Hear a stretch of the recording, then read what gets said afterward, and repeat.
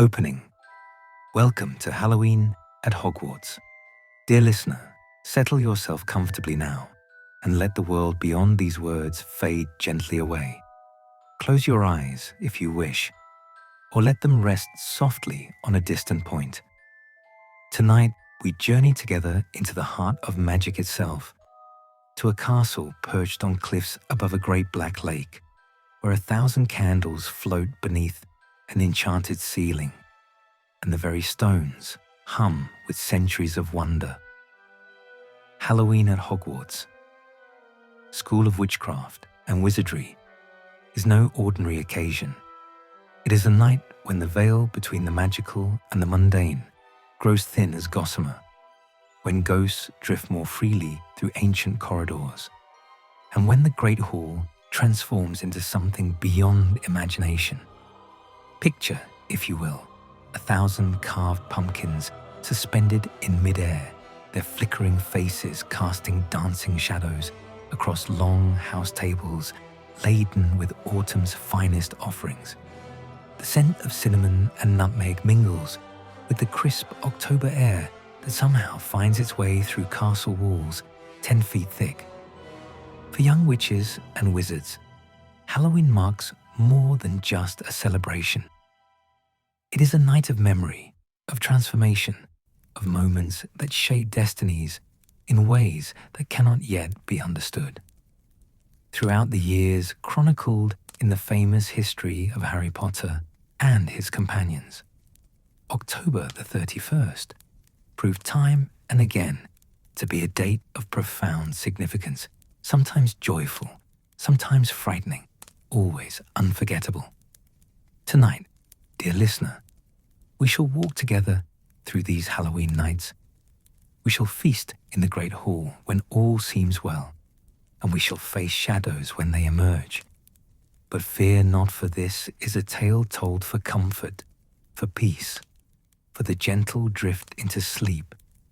Even the darkest moments we encounter will be softened by distance and reflection, transformed into the golden threads of memory that make up the great tapestry of Hogwarts history.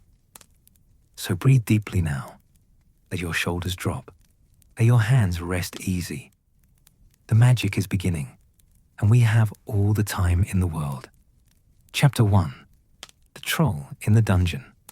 Halloween, 1991. Harry's first year. The 1st of November arrived at Hogwarts with a crispness that made every breath visible as mist, and throughout the castle, students awoke to find their common room windows frosted with delicate patterns of ice. But it was the 31st of October that had occupied every young mind for days. Halloween, that most magical of nights, was nearly upon them. For 11-year-old Neville Longbottom, the approach of the Halloween feast brought a mixture of excitement and anxiety that seemed to characterize most of his experiences at Hogwarts thus far. 2 months into his first year, he was still finding his feet in this bewildering world of moving staircases and temperamental portraits, of lessons where a single mispronounced syllable could turn your teacup into a small, angry turtle. The morning of October 31st dawned clear and cold. Neville woke early in his 4-poster bed in Gryffindor Tower, listening to the gentle snores of his roommates, Dean Thomas, Seamus Finnegan, Ron Weasley, and Harry Potter, the famous Harry Potter, who seemed just as lost as Neville most of the time, which was oddly comforting. Through the diamond-paned windows, the sky was shifting from deep purple to a soft, misty blue, and somewhere in the distance, Neville could hear the haunting call of an owl returning from its night's hunting. Throughout that day, the castle seemed to hum with anticipation.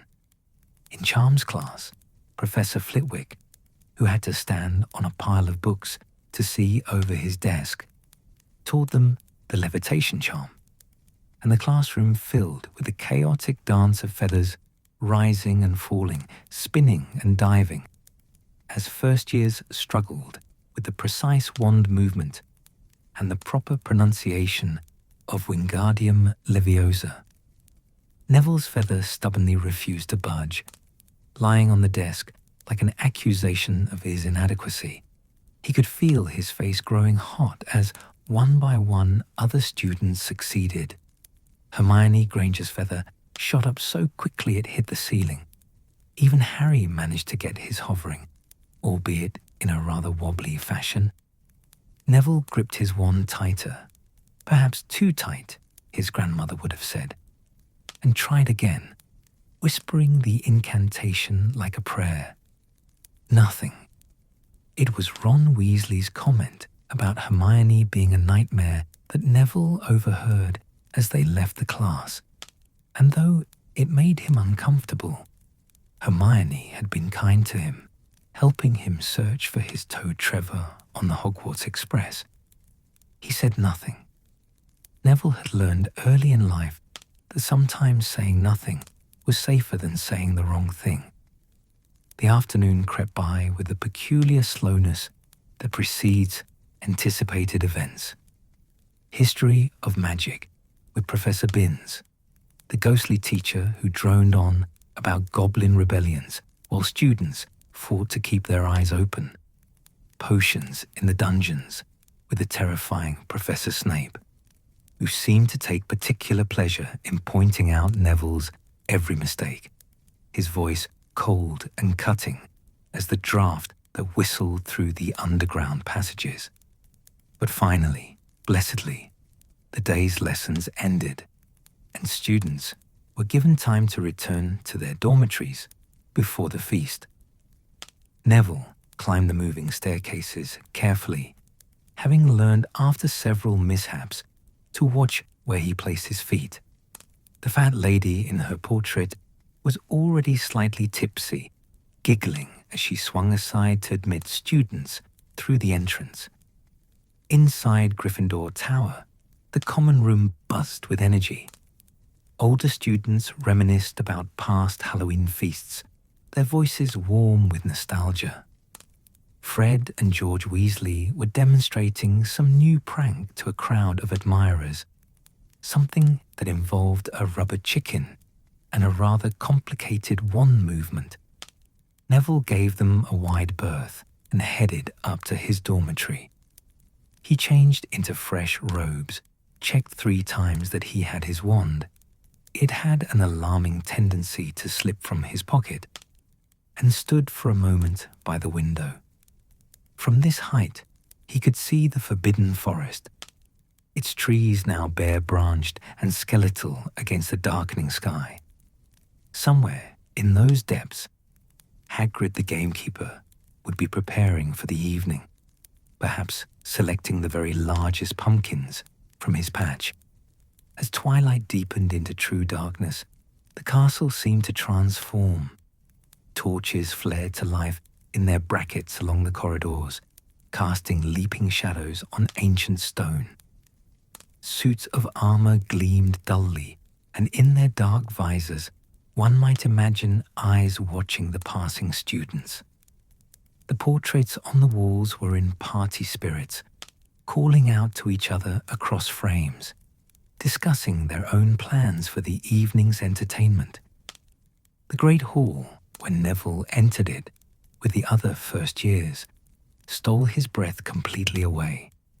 He had thought the hall magnificent when he first saw it at the start of term, but tonight it surpassed all previous splendor. The enchanted ceiling reflected the night sky outside, star-studded and vast, with a full moon sailing serenely through wisps of cloud. But floating beneath this celestial display were hundreds upon hundreds of carved pumpkins, each one a masterpiece of autumnal artistry. Some bore traditional grinning faces, their triangular eyes glowing with internal flame. Others were carved with intricate scenes, witches on broomsticks, castles and dragons, spiraling patterns that seemed to shift and move in the flickering light.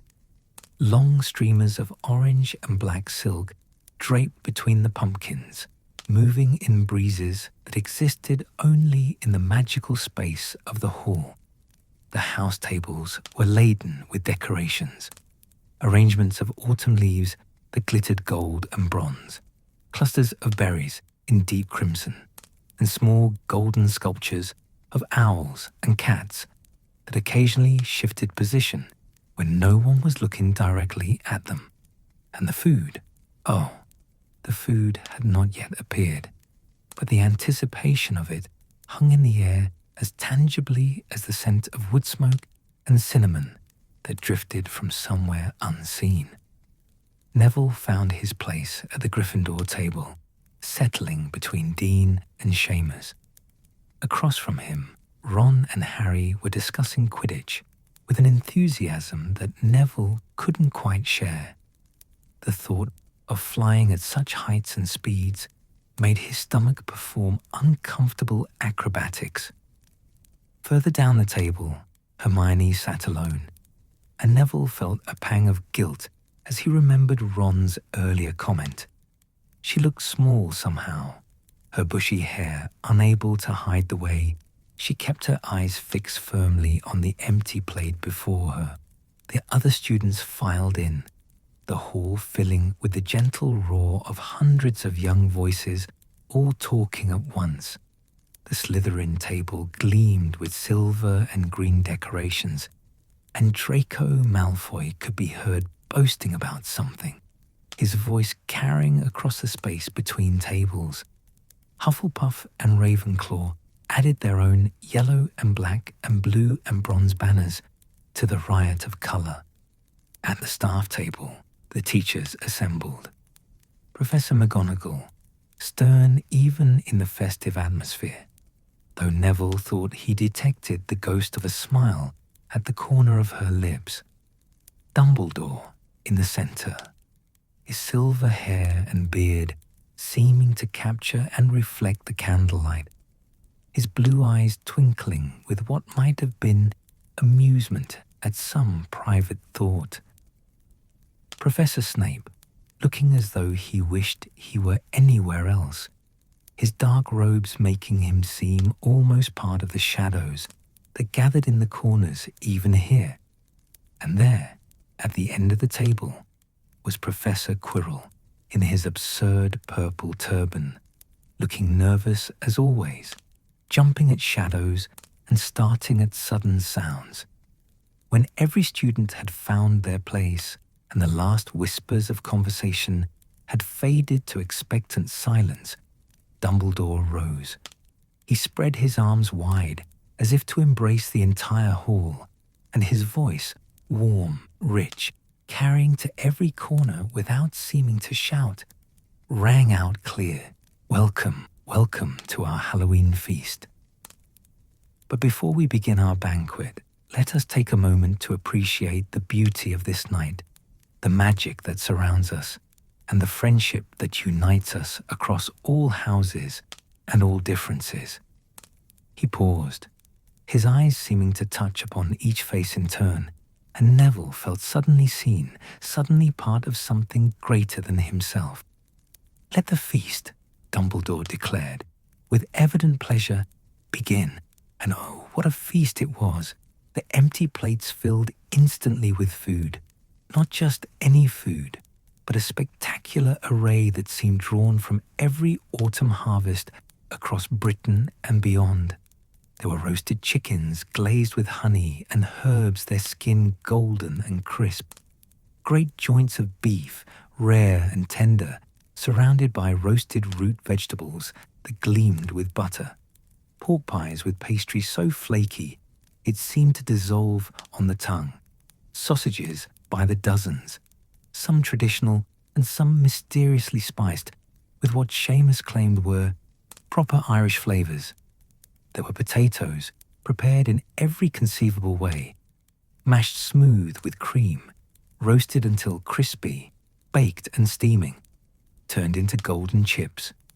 There were parsnips caramelized with honey, carrots brightened with orange glaze, Brussels sprouts with chestnuts, and green beans so fresh they must have been picked that very afternoon.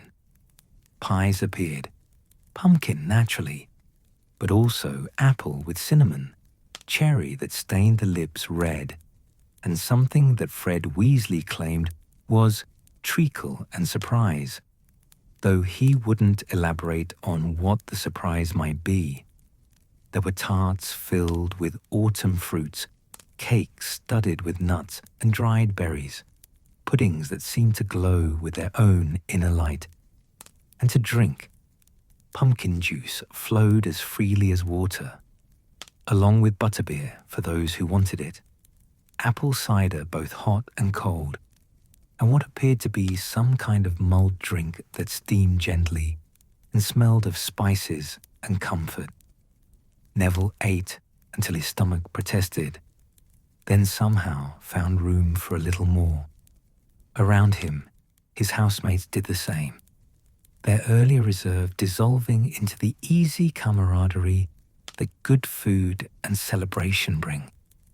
Dean told a joke that had Seamus laughing so hard he nearly choked on his pumpkin juice.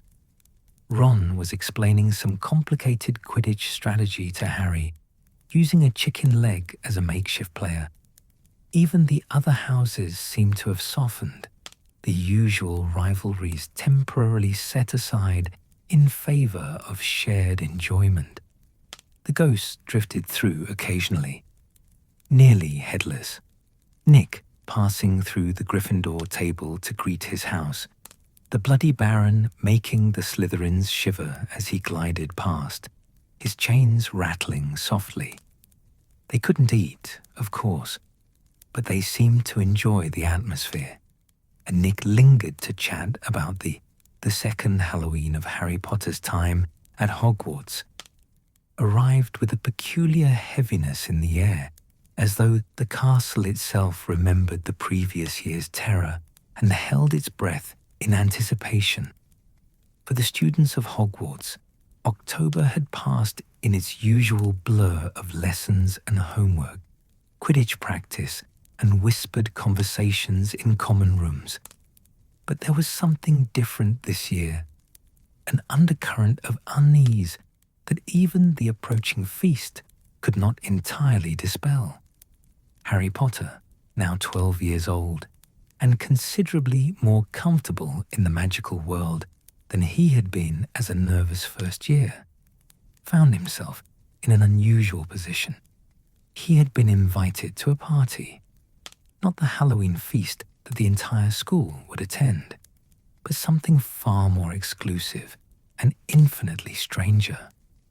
Nearly headless Nick, the resident ghost of Gryffindor Tower, had extended a personal invitation to his Deathday party, a commemoration of the 500th anniversary of his untimely and rather botched execution. The invitation had arrived on a piece of parchment so aged and delicate it seemed it might crumble at a touch, the writing upon it in silver ink that shimmered even in the dim light of the Gryffindor common room. Harry had shown it to his friends, Ron Weasley and Hermione Granger, and after some discussion, they had agreed to attend, though Ron had expressed serious reservations about missing the Halloween feast. "It's Halloween dinner," Ron had said mournfully, as though this explained everything. "There'll be all the best food. My brothers say the Halloween feast is even better than the start of term banquet." But loyalty won out over appetite, and so as the afternoon of October 31st wore on toward evening, the three friends found themselves making their way not toward the warmth and light of the Great Hall, but down, down, down into the depths of the castle, following directions that would lead them to one of Hogwarts' many dungeons. What they could not know, what no living student could know, was that they were being observed. The ghosts of Hogwarts, those transparent remnants of souls who had chosen not to move on, were gathering for this rare celebration, and among them was a spirit who had known the castle for 3 centuries, longer even than the guest of honor himself. The Grey Lady of Ravenclaw Tower drifted through stone walls and ancient corridors, her beautiful, sad face turned toward the dungeon where the party would be held. She had known Nicholas de Mimsy Porpington in life. Not well, but enough to remember him as a young man full of hopes and ambitions, before that terrible day when a blunt axe and a nervous executioner had changed everything. She watched now as students passed through the corridors above, their voices bright with anticipation of the feast to come. The castle was transforming for Halloween, as it did every year.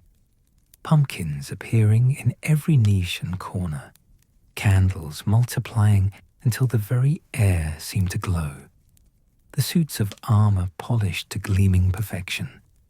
The house elves had been working for days, their magic adding layers of enchantment to the already magical atmosphere.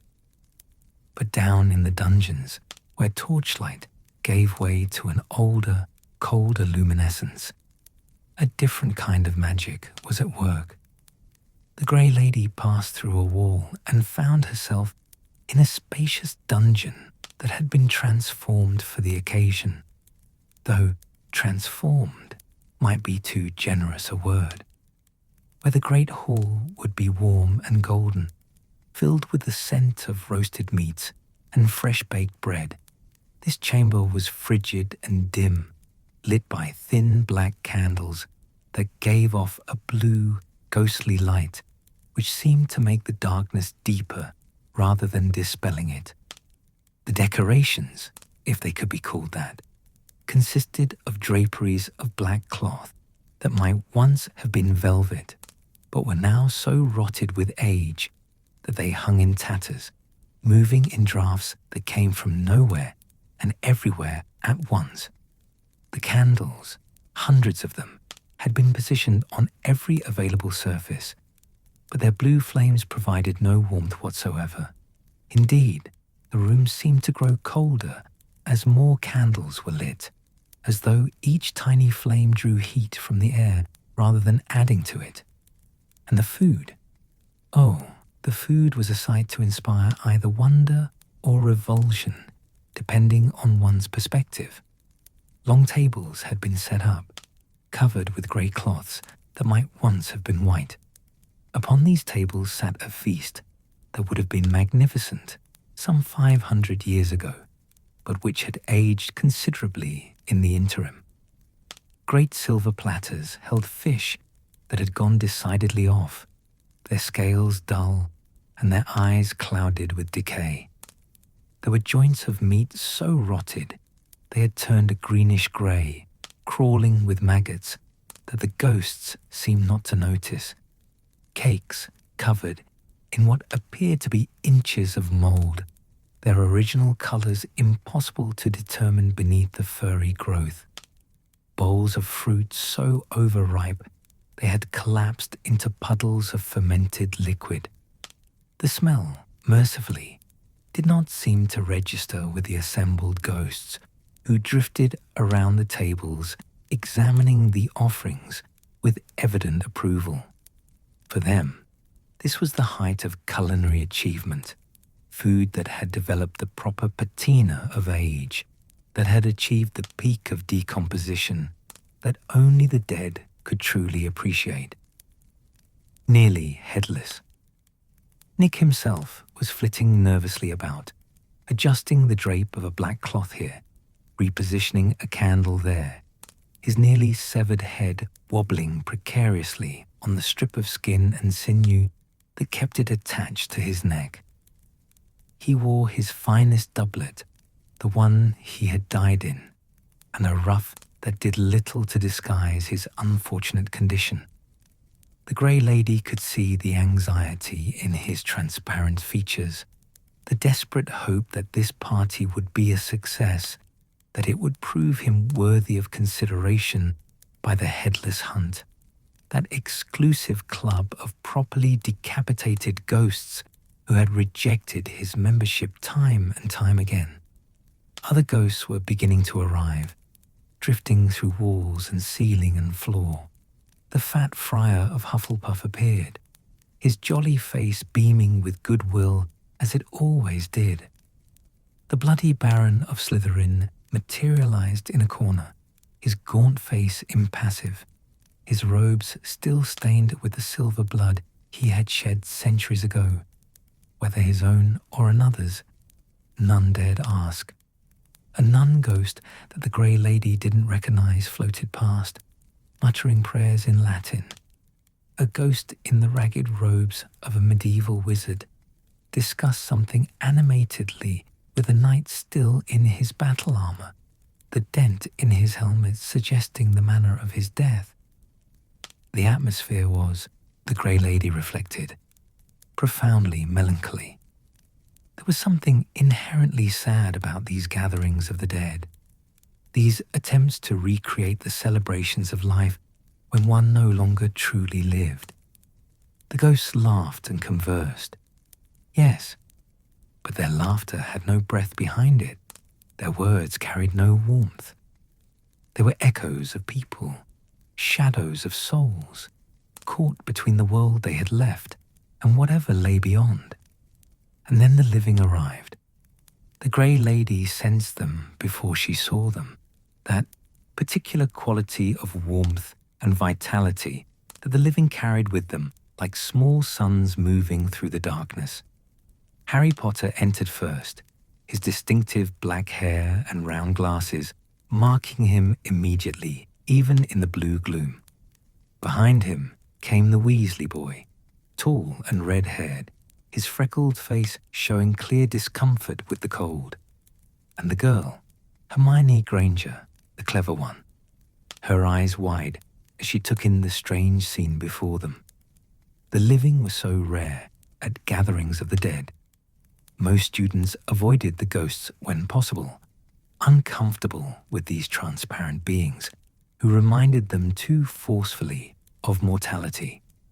But here were three who had come willingly, out of friendship for nearly Headless Nick, and the Grey Lady felt a stirring of something that might have been warmth had she still been capable of such sensations.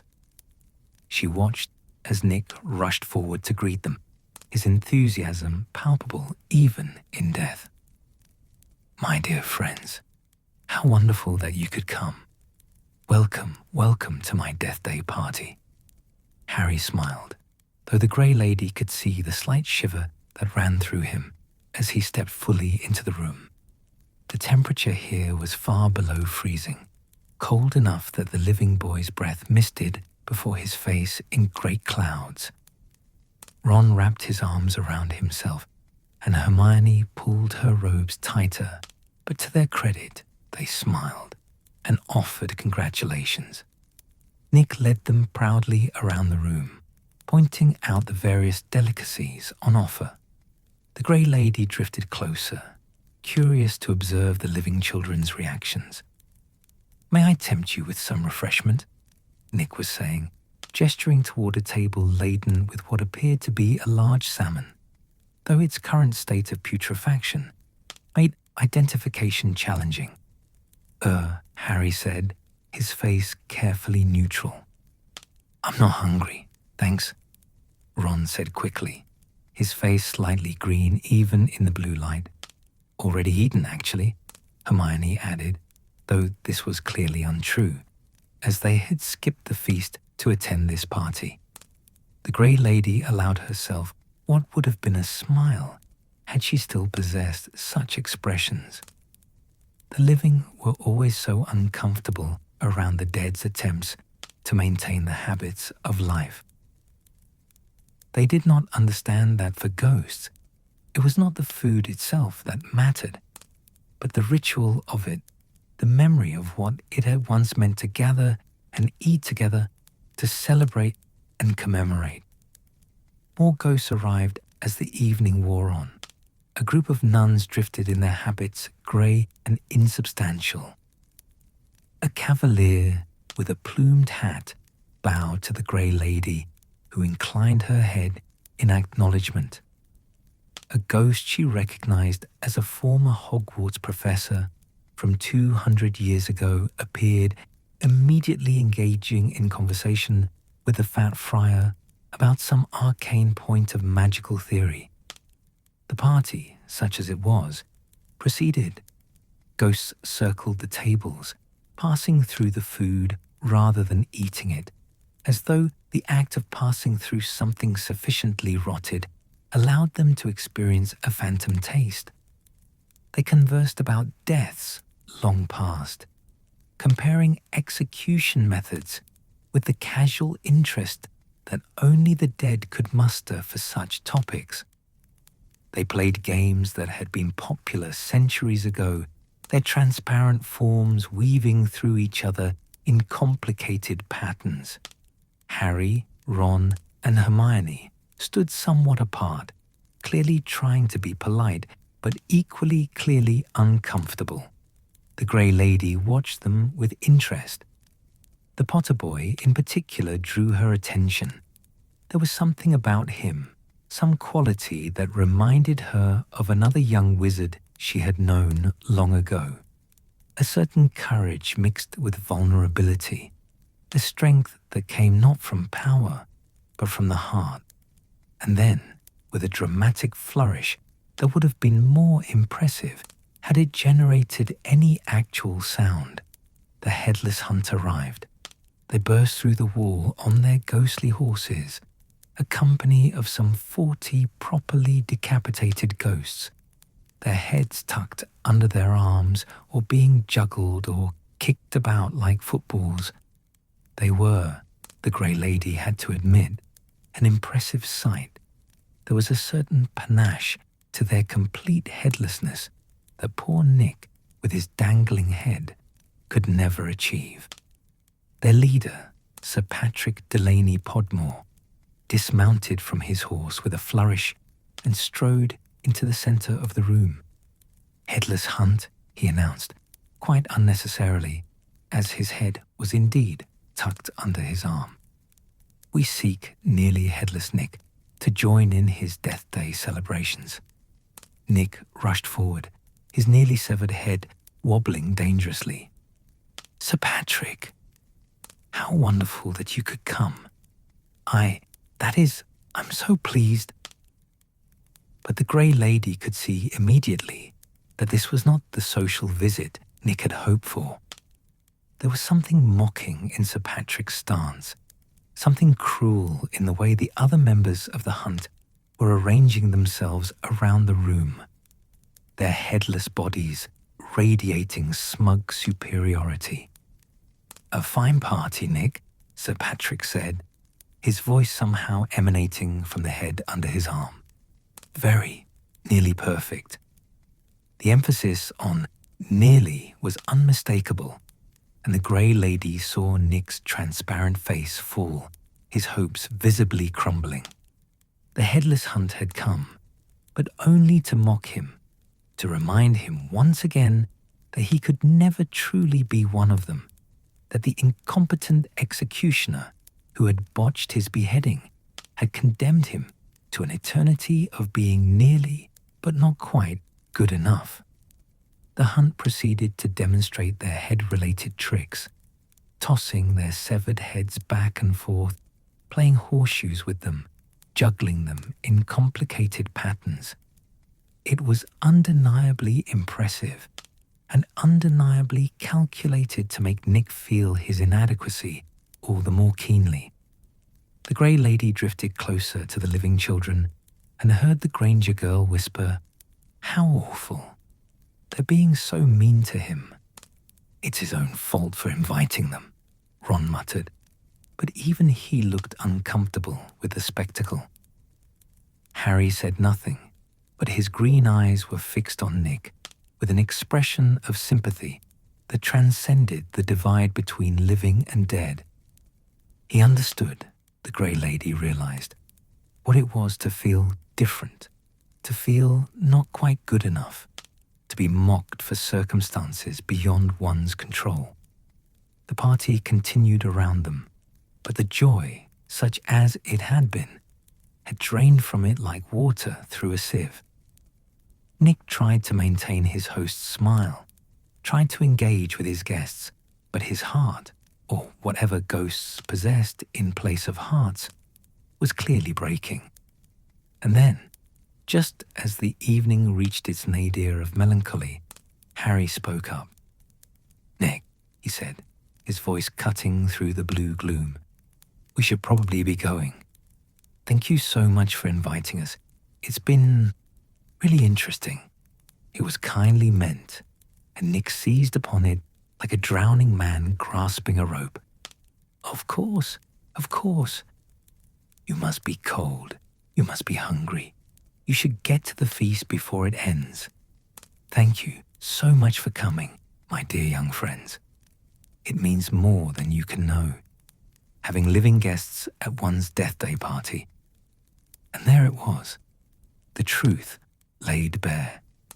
The Grey Lady understood it, had understood it, the moment she saw the living children enter. Nick had not invited them merely as friends, but as proof that he was worthy of notice, that he could attract the living to his celebration, that he was more than just nearly headless Nick, the figure of fun, the ghost who couldn't quite make the cut. As Harry, Ron, and Hermione made their way toward the door, walking as the living must, rather than simply drifting through the walls, the Grey Lady found herself following. She had spent 5 centuries at Hogwarts, drifting through its corridors, observing its students, keeping her own counsel and her own sorrows. But something about this evening, about Nick's quiet desperation and the living children's kindness, had stirred something in her that she had thought long stilled. She emerged from the dungeon behind them into corridors that seemed almost warm by comparison, though they were still chill with October night. The living children were talking among themselves, their voices low. "That was the most depressing thing I've ever seen," Ron was saying. "We had to go, though," Hermione insisted. "Nick was counting on us." "I know," Ron agreed. "Still sad, though. All those ghosts pretending to eat rotten food, pretending to enjoy themselves. Don't they know they're dead?" "I think they know," Harry said quietly. "I think that's the whole problem. They know, but they don't want to leave." From the great hall ahead, the Grey Lady could hear the sounds of the living feast in full swing. Laughter and conversation, the clink of cutlery on plates, the warm, living sounds that no gathering of ghosts could ever truly replicate. The Halloween feast would be reaching its peak now, the students full of good food and high spirits, the teachers relaxed and jovial, the house elves proud of their culinary achievements.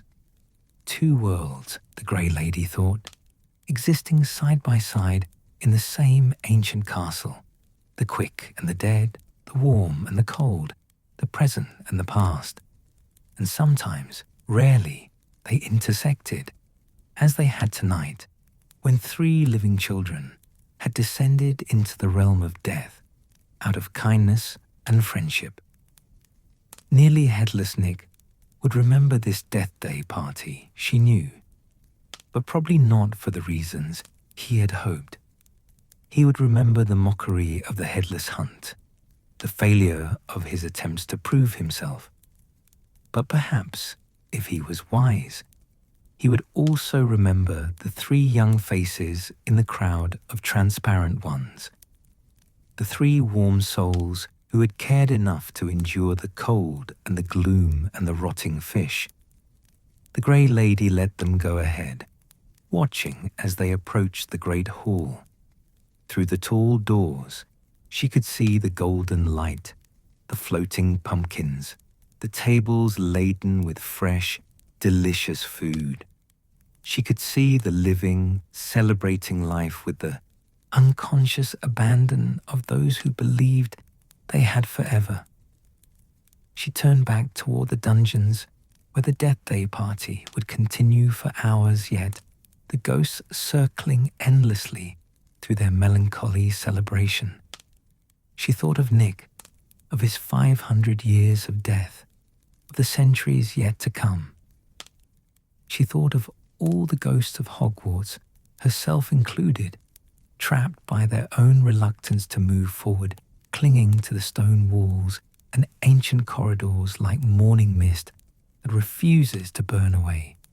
It was Halloween at Hogwarts, that night when the veil between worlds grew thin.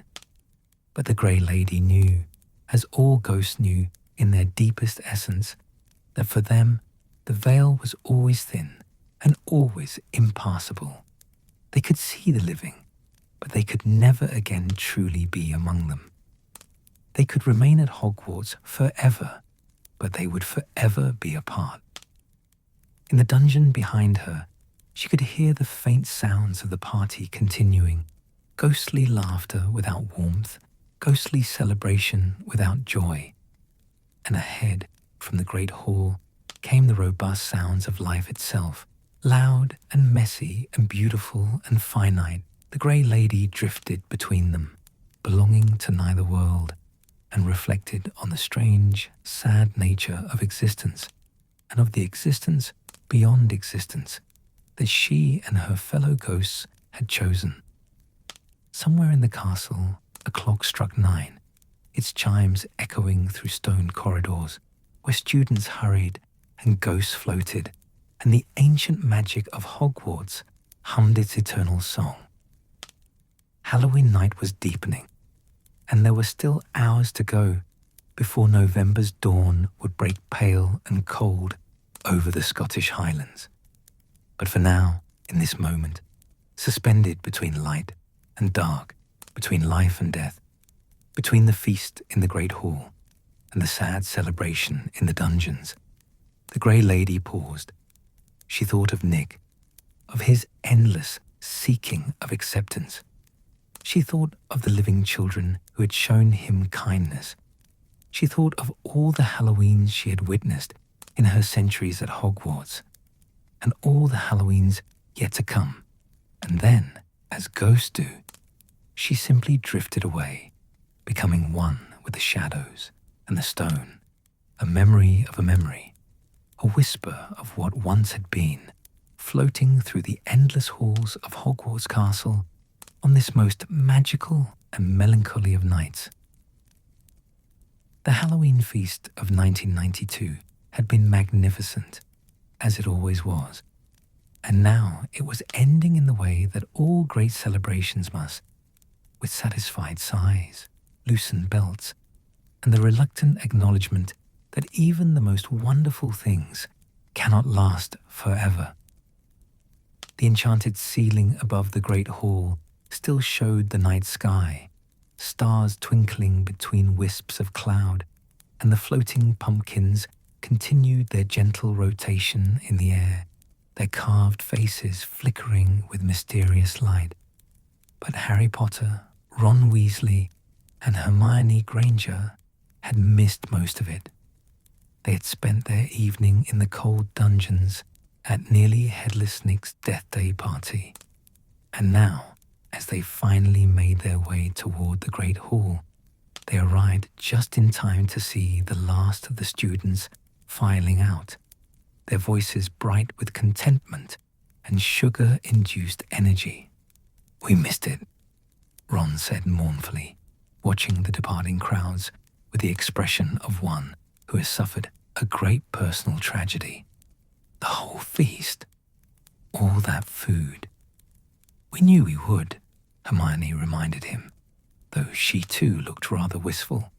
The contrast between the dungeon's rotten offerings and what must have been displayed in the Great Hall was too stark to ignore completely. Harry said nothing. His mind was elsewhere, distracted by something he couldn't quite name, a feeling perhaps, or the ghost of a sensation.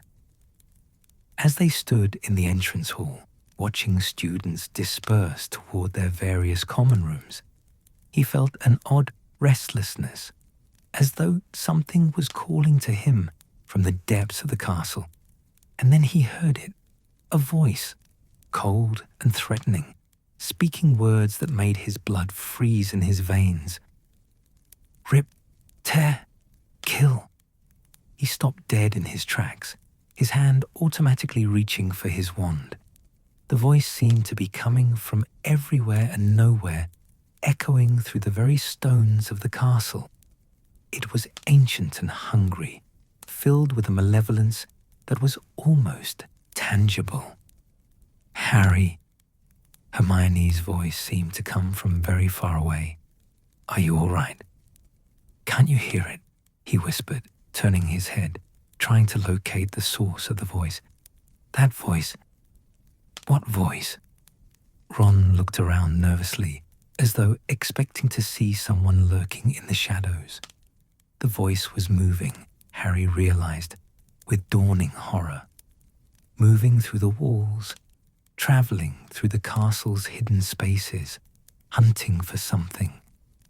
Come to me. Let me rip you. Let me tear you. Let me kill you. Without consciously deciding to do so, Harry found himself following it, moving almost in a trance through corridors that were emptying of students. Ron and Hermione hurried after him, exchanging worried glances but saying nothing, trusting in their friend even when they didn't understand what was happening. Up staircases they climbed, along passages that grew progressively quieter as students disappeared into their common rooms. The torches burned low in their brackets, casting long shadows that seemed to reach out with grasping fingers. The portraits on the walls had settled down for the night, their occupants dozing or visiting neighbors' frames. The suits of armor stood silent as sentinels, their metal surfaces gleaming dully. Harry moved as though pulled by an invisible string, following the terrible voice that only he could hear. It was louder now, more insistent, filled with a dreadful anticipation. So hungry, for so long, kill this time, let me kill. And then, rounding a corner on the second floor, they saw it. The corridor ahead was flooded. Water lay ankle-deep on the stone floor, spreading out from what appeared to be the girls' bathroom. Moaning Myrtle's bathroom. The one that students avoided because of its temperamental, ghostly occupant. The torches along the walls flickered and hissed where water had splashed up to touch them, creating an eerie, uncertain light that made everything seem to waver and shift. But it was what hung on the wall that truly stopped them in their tracks. Mrs. Norris, Argus Filch's beloved cat, was suspended from a torch bracket by her tail. Her body hung rigid and motionless, her yellow eyes wide and staring, her fur standing on end, as though she had been struck by lightning.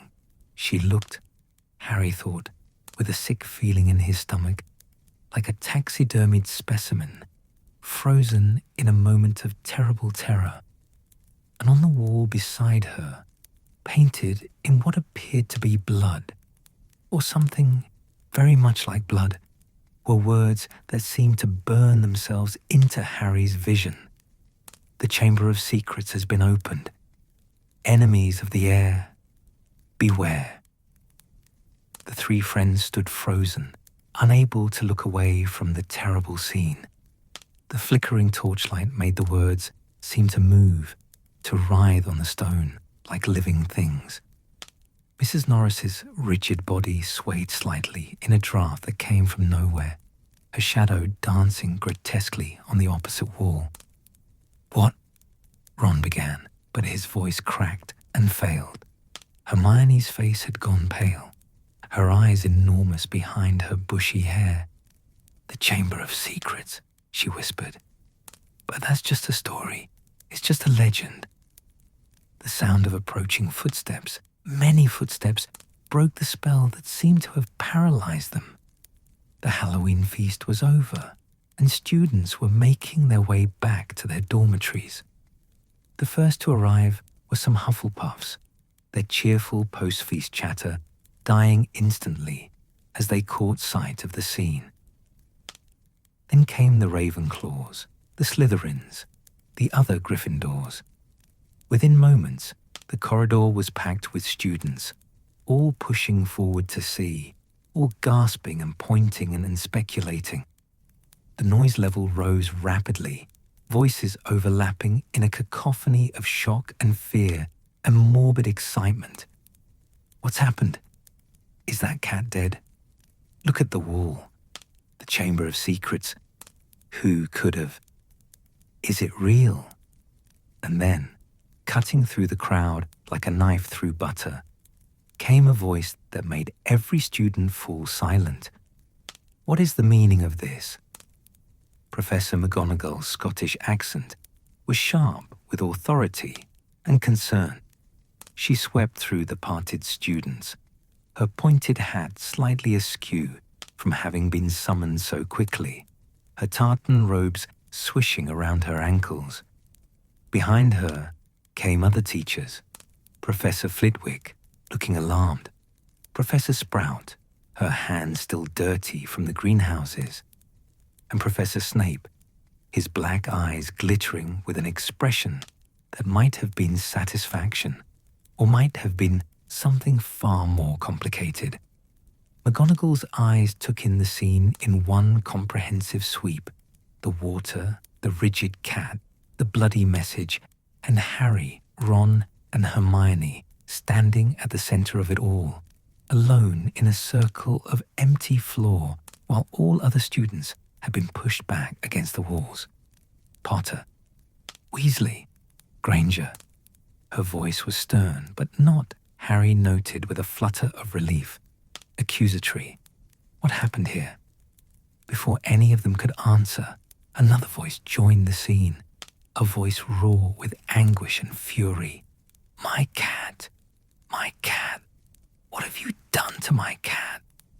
Argus Filch burst through the crowd, his jowled face purple with rage and something that looked desperately like grief.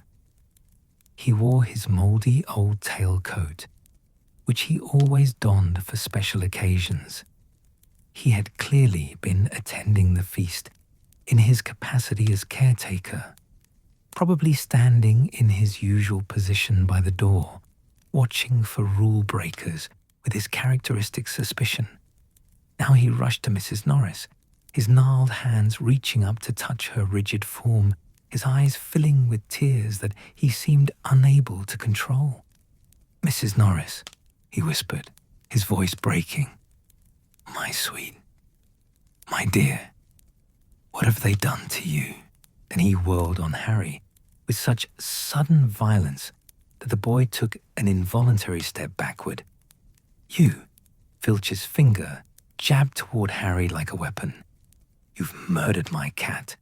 You've killed her. I'll kill you. Argus. Dumbledore's voice was not loud, but it carried absolute authority. The headmaster had arrived, seeming to materialize from the shadows, his silver hair and beard almost luminous in the torchlight. His blue eyes, usually twinkling with gentle humor, were now grave and penetrating as they surveyed the scene. He moved forward with surprising grace for a man of his age, his long robes whispering across the wet floor. He examined Mrs. Norris carefully, not touching her, but studying her with an intensity that suggested he was seeing far more than a simple rigid cat on a wall. She's not dead, Argus, Dumbledore said, finally, and a collective exhale seemed to ripple through the assembled crowd. Not dead. Filch's voice was hoarse, suspended between hope and disbelief. But look at her. She's stiff as a board. Her eyes? She has been petrified, Dumbledore explained, still examining the cat with careful attention. But how, I cannot say. This is dark magic. Very dark magic indeed. Ask him. Filch pointed again at Harry, his hand shaking with emotion. He did it. I know he did. He and his friends. They're always causing trouble, always where they shouldn't be. Argus, McGonagall said, her voice gentler now but still firm. The headmaster has said Mrs. Norris is not dead. She can be cured. Professor Sprout has been cultivating mandrakes, and when they have matured, a restorative draught can be brewed that will revive Mrs. Norris. But Filch was not to be consoled. His entire world, Harry realized, had just been shattered. The caretaker had no family, no friends that anyone knew of, only his cat. Mrs. Norris was his companion, his ally, his reason for existing. She accompanied him on his rounds, helped him catch rule-breaking students, sat with him in his office among the filing cabinets full of confiscated items and records of punishments. She was, in every way that mattered, all he had. And now she hung rigid on the wall, her eyes frozen wide, unable to move or respond or provide the companionship that gave Filch's life meaning. Harry looked at the caretaker's face, purple and twisted with grief and rage, and felt, despite everything, a surge of sympathy. He knew what it was to love something, to have that love be the one bright spot in an otherwise dark existence.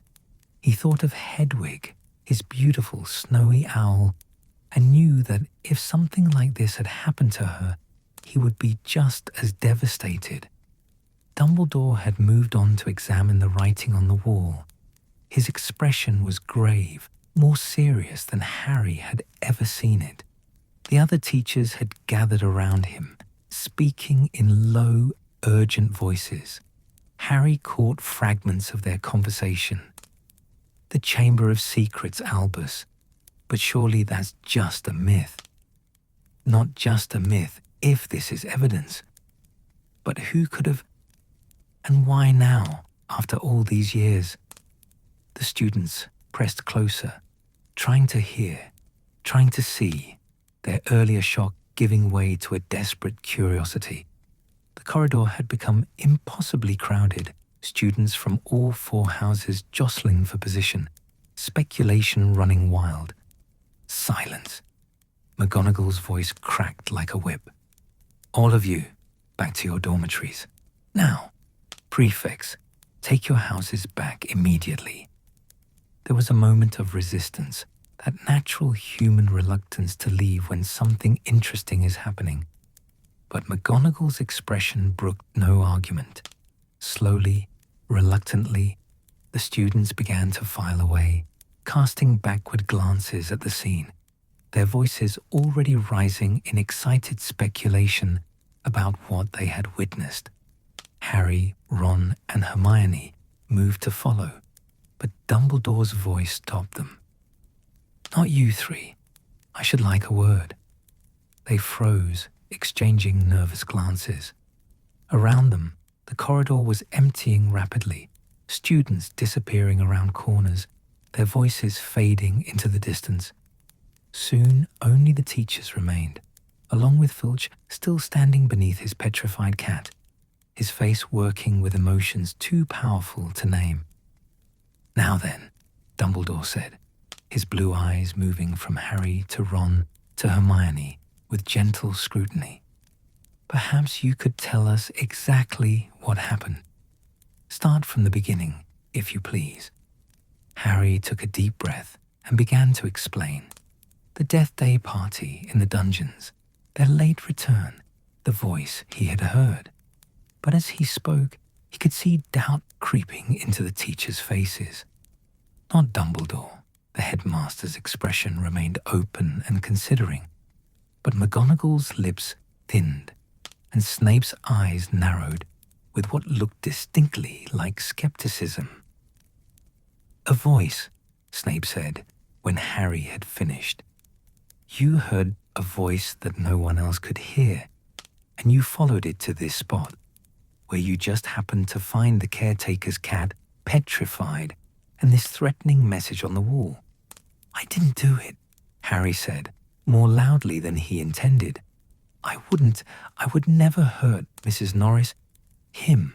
Filch's voice was thick with grief and hatred. "He did it. He found my quick spell course. He knows I'm a squib. He did this for revenge." "Argus," Dumbledore's voice was infinitely gentle. "I do not believe that Harry attacked Mrs. Norris." "Then who did?" Filch's question hung in the air, unanswerable. Dumbledore was silent for a long moment, his eyes distant, as though he were looking at something far beyond the stone walls of the corridor. When he spoke again, his voice was grave. "That Argus is what we must discover. The Chamber of Secrets is not merely a legend. It is a very real place, built by Salazar Slytherin himself before he left the school. For many years it was believed to be a myth, but this..." He gestured to the wall, to the message written in what now seemed clearly to be blood. "This would suggest otherwise." "What's in the chamber?" Ron asked, his voice barely above a whisper. "According to legend," McGonagall said, her voice tight with concern, "Slytherin built a hidden chamber somewhere in the castle and sealed within it a monster that only his true heir could control. The monster, it was said, would purge the school of all those who were unworthy to study magic." "Muggleborns," Hermione said, and her voice trembled slightly on the words. He wanted to purge the school of Muggleborns. The silence that followed was heavy with implications. Hermione Granger, one of the brightest students in the school, was Muggleborn. If the chamber had truly been opened, if there truly was a monster hunting through Hogwarts, then she was precisely the kind of student it would be targeting. Harry felt Ron move slightly closer to Hermione, a protective gesture that he probably wasn't even conscious of making, and Harry himself felt a cold fury beginning to kindle in his chest. Not again, he thought. Not another threat, not another dark wizard, not more danger at Hogwarts. But aloud he said nothing, because what was there to say? The message on the wall spoke for itself. The Chamber of Secrets had been opened. Enemies of the heir were to beware. And Mrs. Norris, innocent victim or perhaps deliberate warning, hung rigid and frozen as evidence that this was no joke, no prank, but something far darker and far more dangerous. "Back to your dormitory," Dumbledore said finally, addressing Harry, Ron, and Hermione. "All of you. It is late, and you have had a shock. We will discuss this further in the morning, but for tonight, you need rest." They didn't argue. They turned and walked away down the corridor, their footsteps echoing in the silence, the flickering torchlight casting their shadows long and distorted on the stone floor. Behind them, they could hear Filch's broken voice. "Will she be all right? Promise me she'll be all right." And Dumbledore's reply, gentle and grave, "I promise you, Argus, we will do everything in our power to restore her." But as Harry climbed the stairs toward Gryffindor Tower, he couldn't shake the image of Mrs. Norris hanging from that torch bracket, her eyes wide and terrified, frozen in the moment of her attack. He couldn't forget the words on the wall, written in blood, someone's blood, something's blood. The Chamber of Secrets had been opened, and somewhere in Hogwarts, something ancient and terrible was stirring, hungry after centuries of sleep, ready to fulfill the dark purpose for which it had been created so long ago.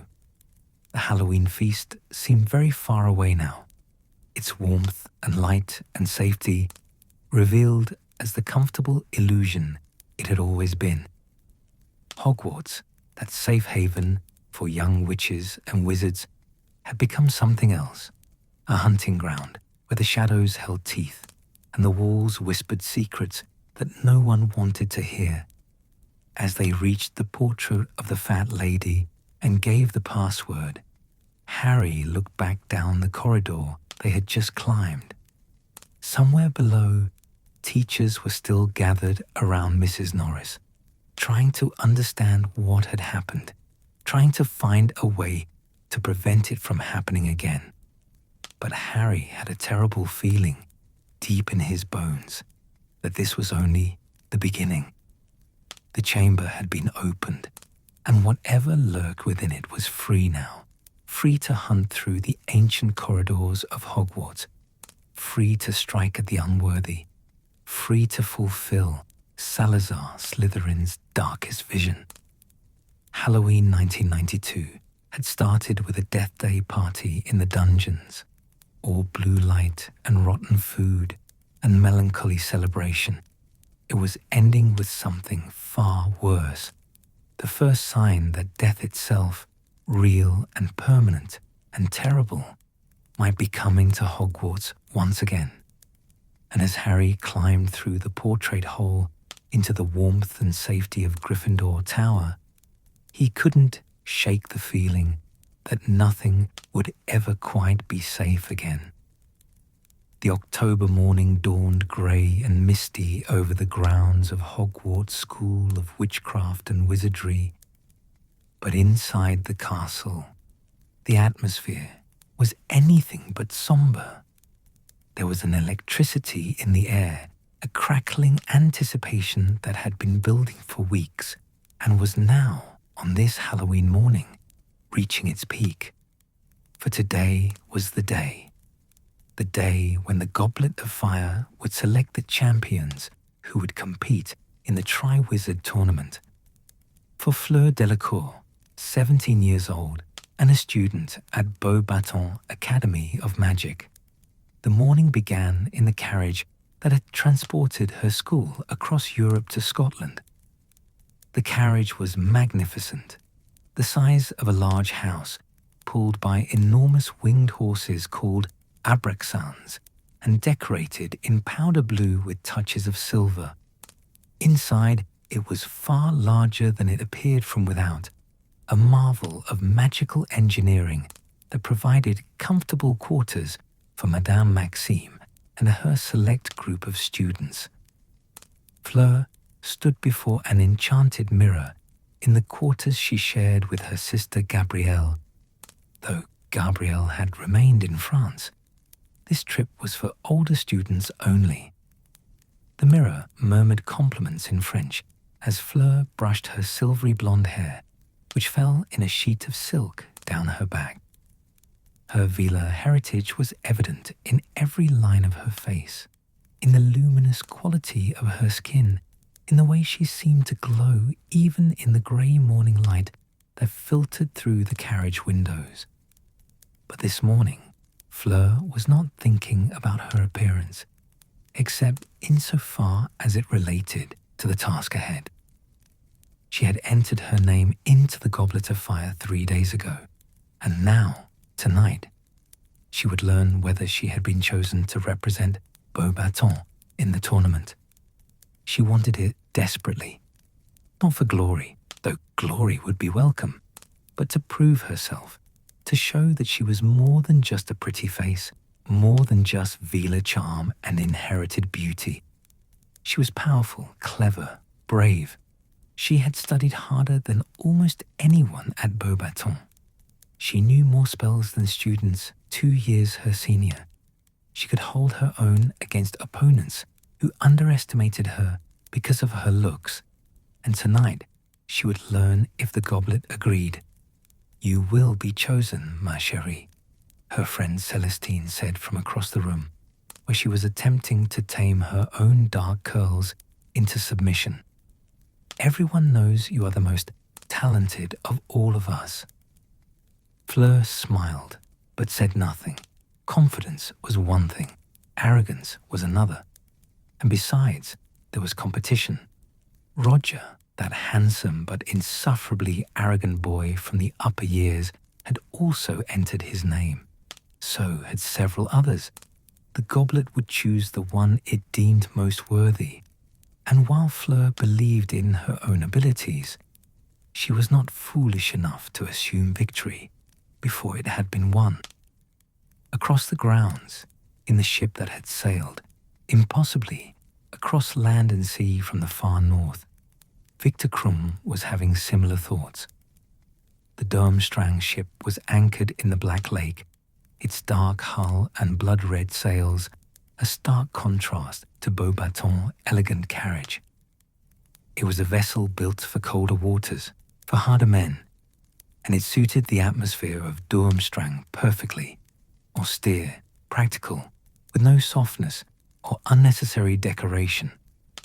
Krum sat in his cabin, which was small but comfortable, appointed with dark wood and iron fixtures. At 18, he was already famous, the youngest seeker ever to play for Bulgaria's national Quidditch team, a star whose face appeared on chocolate frog cards and in advertisements throughout the wizarding world. But fame was a double-edged sword, and Krum had learned to be wary of it. Here at Hogwarts, the attention had been even more intense than usual. Students, especially girls, followed him everywhere, giggling and whispering and asking for autographs. It was exhausting. He had come to Hogwarts for the tournament, not for adoration. He wanted to compete, to test himself against the best young wizards Europe had to offer. Igor Karkaroff, the headmaster of Durmstrang, had made it clear that he expected Victor to be chosen. "You are famous, Victor," he had said, his thin face eager. "The goblet will recognize your power, your skill. You will bring glory to Durmstrang." But Victor was not so certain. Fame and skill were not the same thing, and the Goblet of Fire was said to be impartial, to choose based on magical merit rather than reputation. Still, he had entered his name, had felt the magic of the goblet assess him as he dropped his name into the blue-white flames. Now, there was nothing to do but wait. He stood and stretched, his broad shoulders nearly touching the walls of the narrow cabin. Through the porthole, he could see Hogwarts Castle rising on its cliff, its many towers and turrets silhouetted against the grey sky. It was an impressive sight, he had to admit. Durmstrang was formidable in its own way, but Hogwarts had a grandeur, a sense of history and magic that was undeniable. Tonight, in the great hall of that castle, the champions would be chosen, and Victor Krum intended to be one of them. Inside Hogwarts itself, the students were in a state of barely contained excitement. Classes that day were almost pointless. Professors struggled to maintain order as students whispered and speculated and made wagers on who would be chosen. In the Gryffindor common room, Fred and George Weasley were holding court, still bitter about their failed attempt to fool the age line that Dumbledore had drawn around the goblet.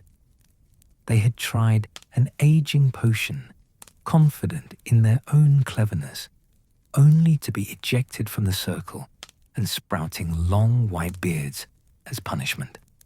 The beards had been removed, but their wounded pride remained. It was a brilliant plan, Fred insisted to anyone who would listen. Brilliant.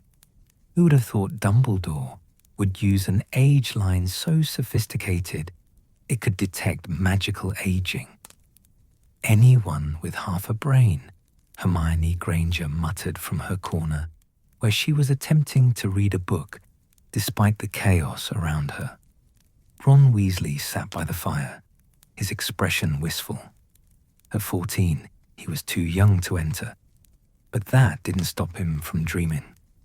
"Imagine being chosen," he said to Harry, who sat beside him. "Imagine representing Hogwarts, the glory of it, the prize money, 1,000 galleons." Harry made a non-committal sound. He had been oddly quiet all day, Hermione noticed. Normally, he would have been just as excited as Ron, but instead, he seemed distracted, almost troubled.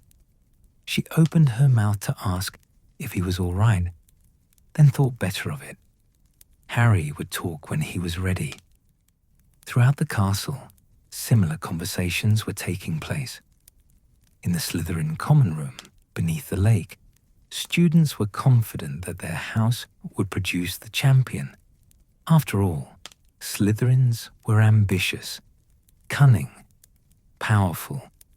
In Ravenclaw Tower, the talk was more analytical, students discussing the magical theory behind the goblet's selection process. In Hufflepuff's cozy basement quarters, the atmosphere was hopeful but realistic.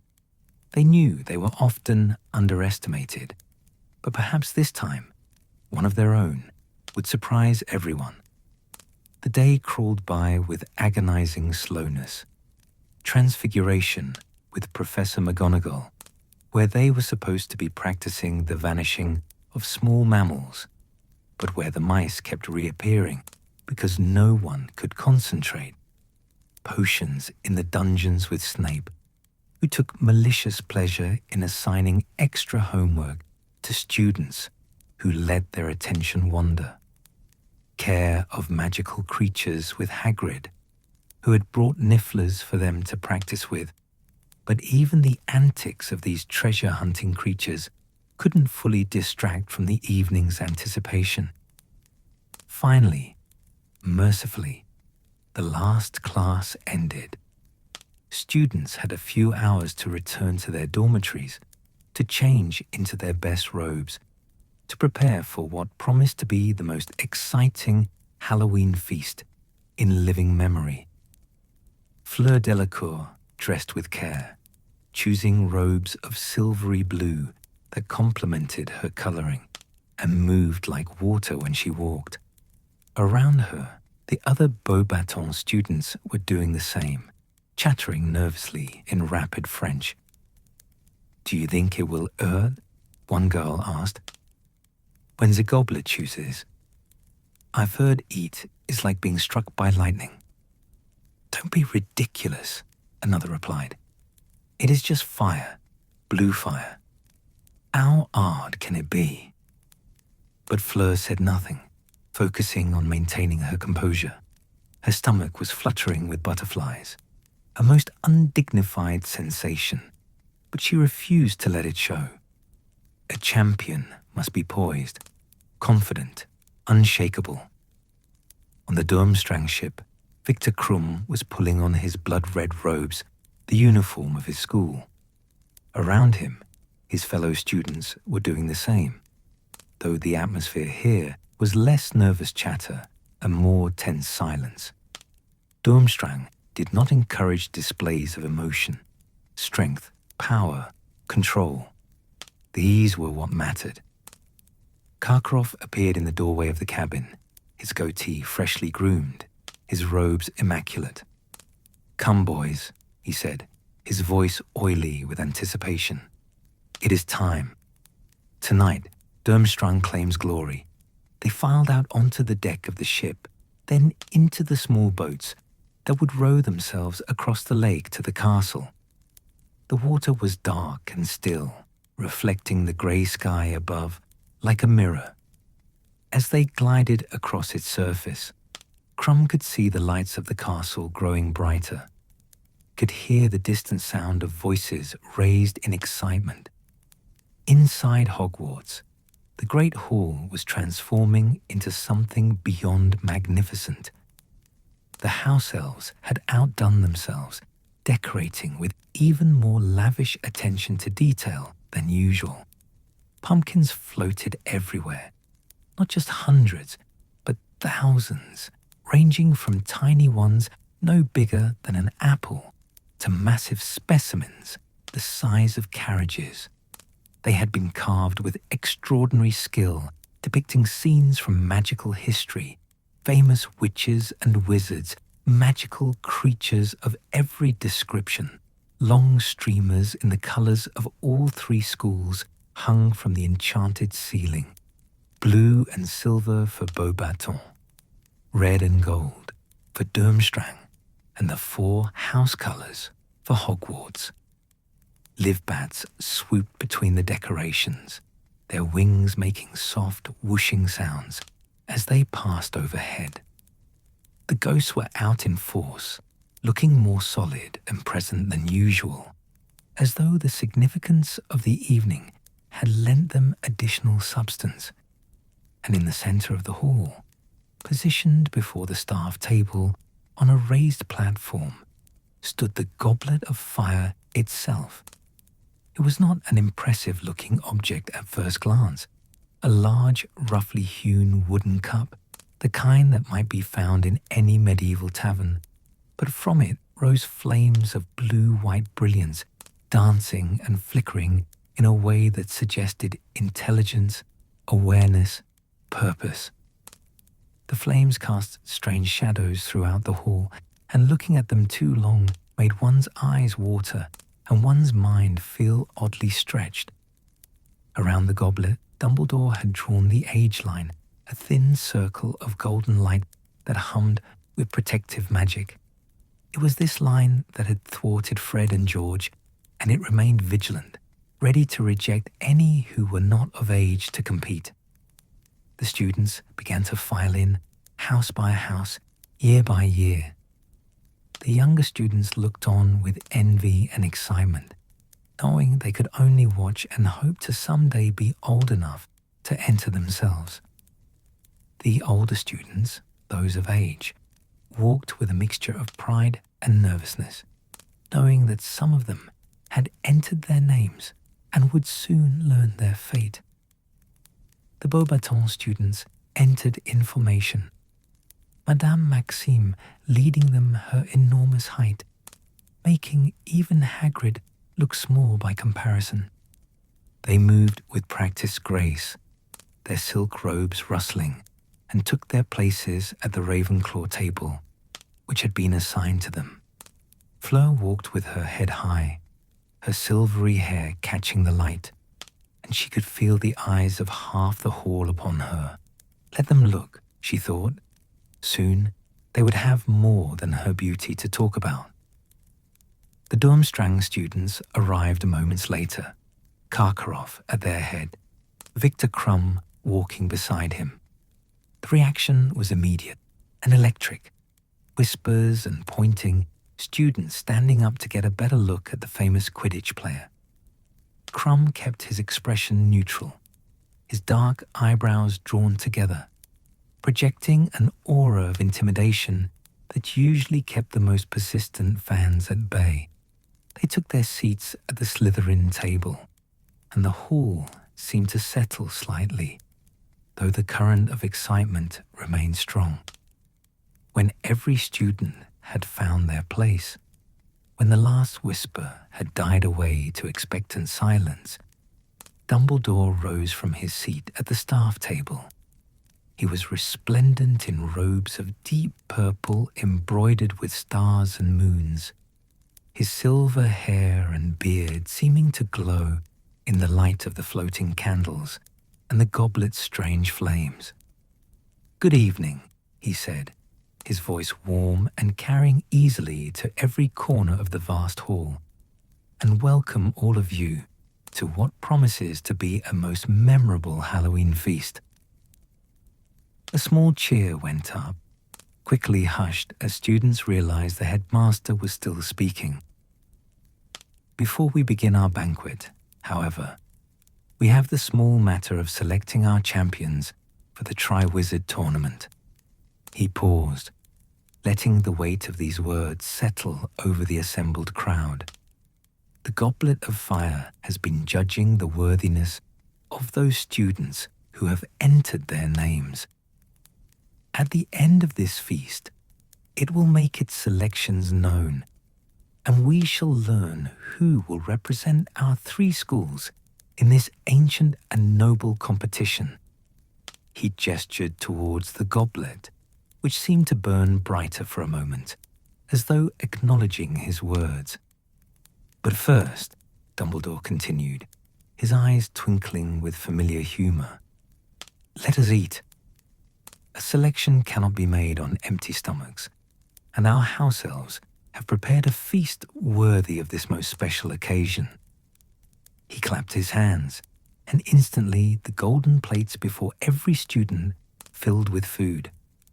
But this was no ordinary Halloween feast. The house elves had incorporated dishes from all three schools, creating an international banquet that celebrated the diverse magical traditions represented in the hall. There were traditional British offerings, of course: roast beef and Yorkshire pudding, shepherd's pie, fish and chips, steak and kidney pudding, all prepared to perfection. But alongside these were French delicacies that the Beauxbatons students greeted with cries of delight: bouillabaisse, rich with saffron; coq au vin, tender and fragrant; delicate pastries filled with cream and fruit; cheeses that range from mild to pungent; and for the Durmstrang students, heartier fare from the cold north: rich stews thick with meat and root vegetables, dark bread dense and filling, roasted game birds, and something that looked suspiciously like bear meat, though no one from Hogwarts dared ask. The hall filled with the sounds of eating and conversation, the initial nervousness giving way to the simple pleasure of good food and good company. Students from different schools began to interact, breaking down the barriers of language and custom. The Beauxbatons girls giggled and flirted with Hogwarts boys, who fell over themselves to be helpful. The Durmstrang students, more reserved, nonetheless engaged in conversations about Quidditch and dark arts. Their school, it was rumored, taught the dark arts themselves rather than just defense against them. Fleur ate sparingly, her stomach too knotted with anticipation to accept much food. Across the hall, she could see Victor Crumb doing the same, pushing food around his plate without much interest. Their eyes met briefly, two competitors acknowledging each other across the distance. Then the moment passed, and they both looked away. The feast continued, course after course, appearing and disappearing as they were consumed. Desserts arrived: treacle tart, and apple pie, and chocolate gâteau, but also crème brûlée and tarte tatin, and something Austrian involving layers of chocolate and cream that was almost sinfully rich. Throughout it all, the Goblet of Fire burned in the center of the hall, its blue-white flames dancing and flickering, holding secrets that would soon be revealed.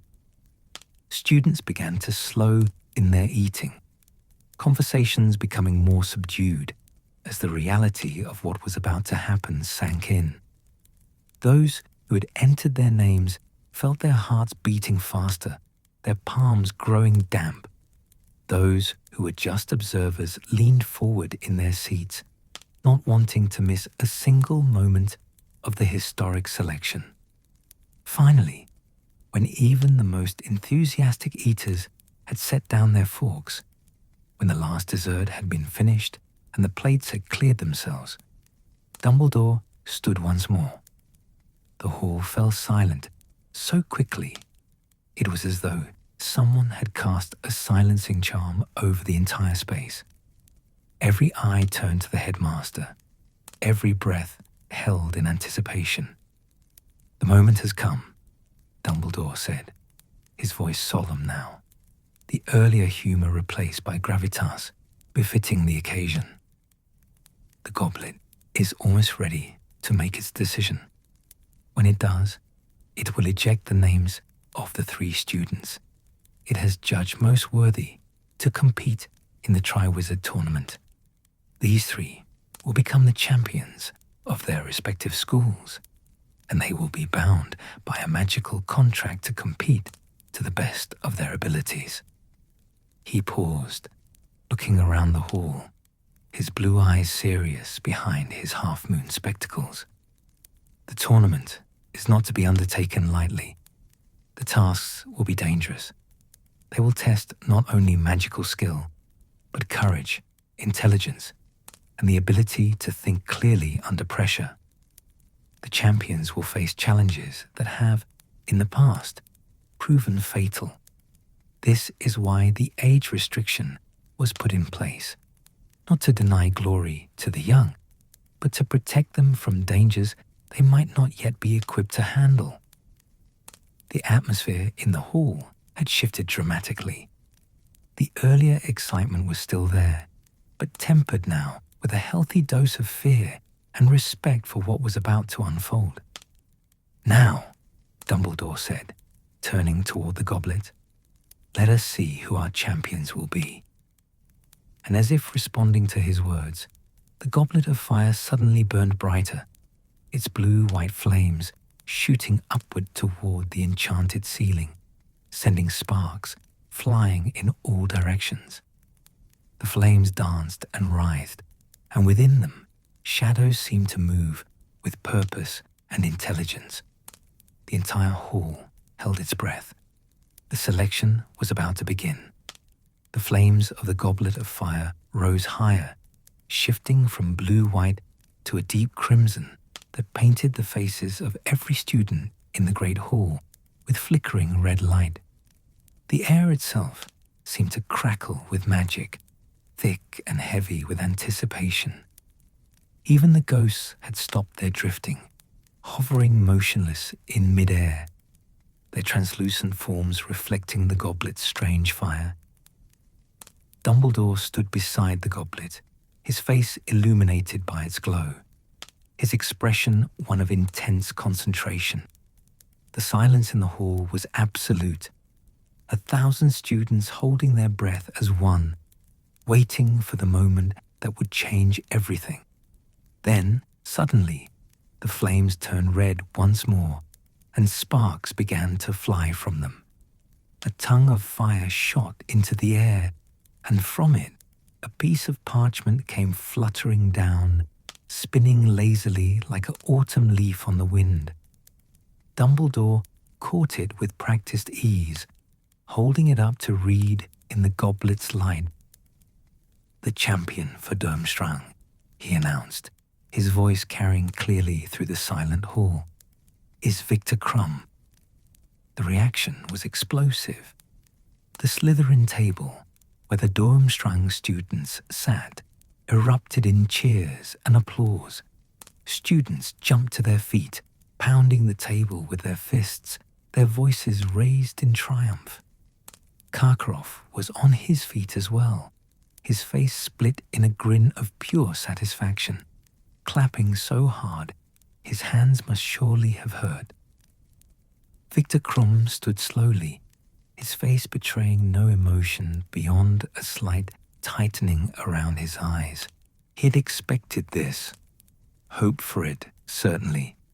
But now that the moment had arrived, he felt the weight of it settle on his shoulders like a physical thing.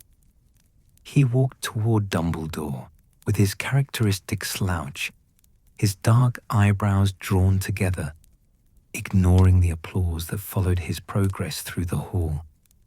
As he passed the Gryffindor table, Harry Potter watched him with a mixture of awe and envy. Krum was famous, talented, chosen, everything that Harry sometimes wished he could be, without the burden of his own unwanted celebrity.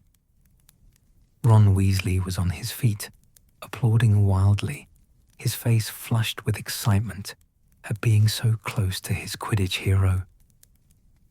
Dumbledore shook Krum's hand, then gestured toward a door behind the staff table.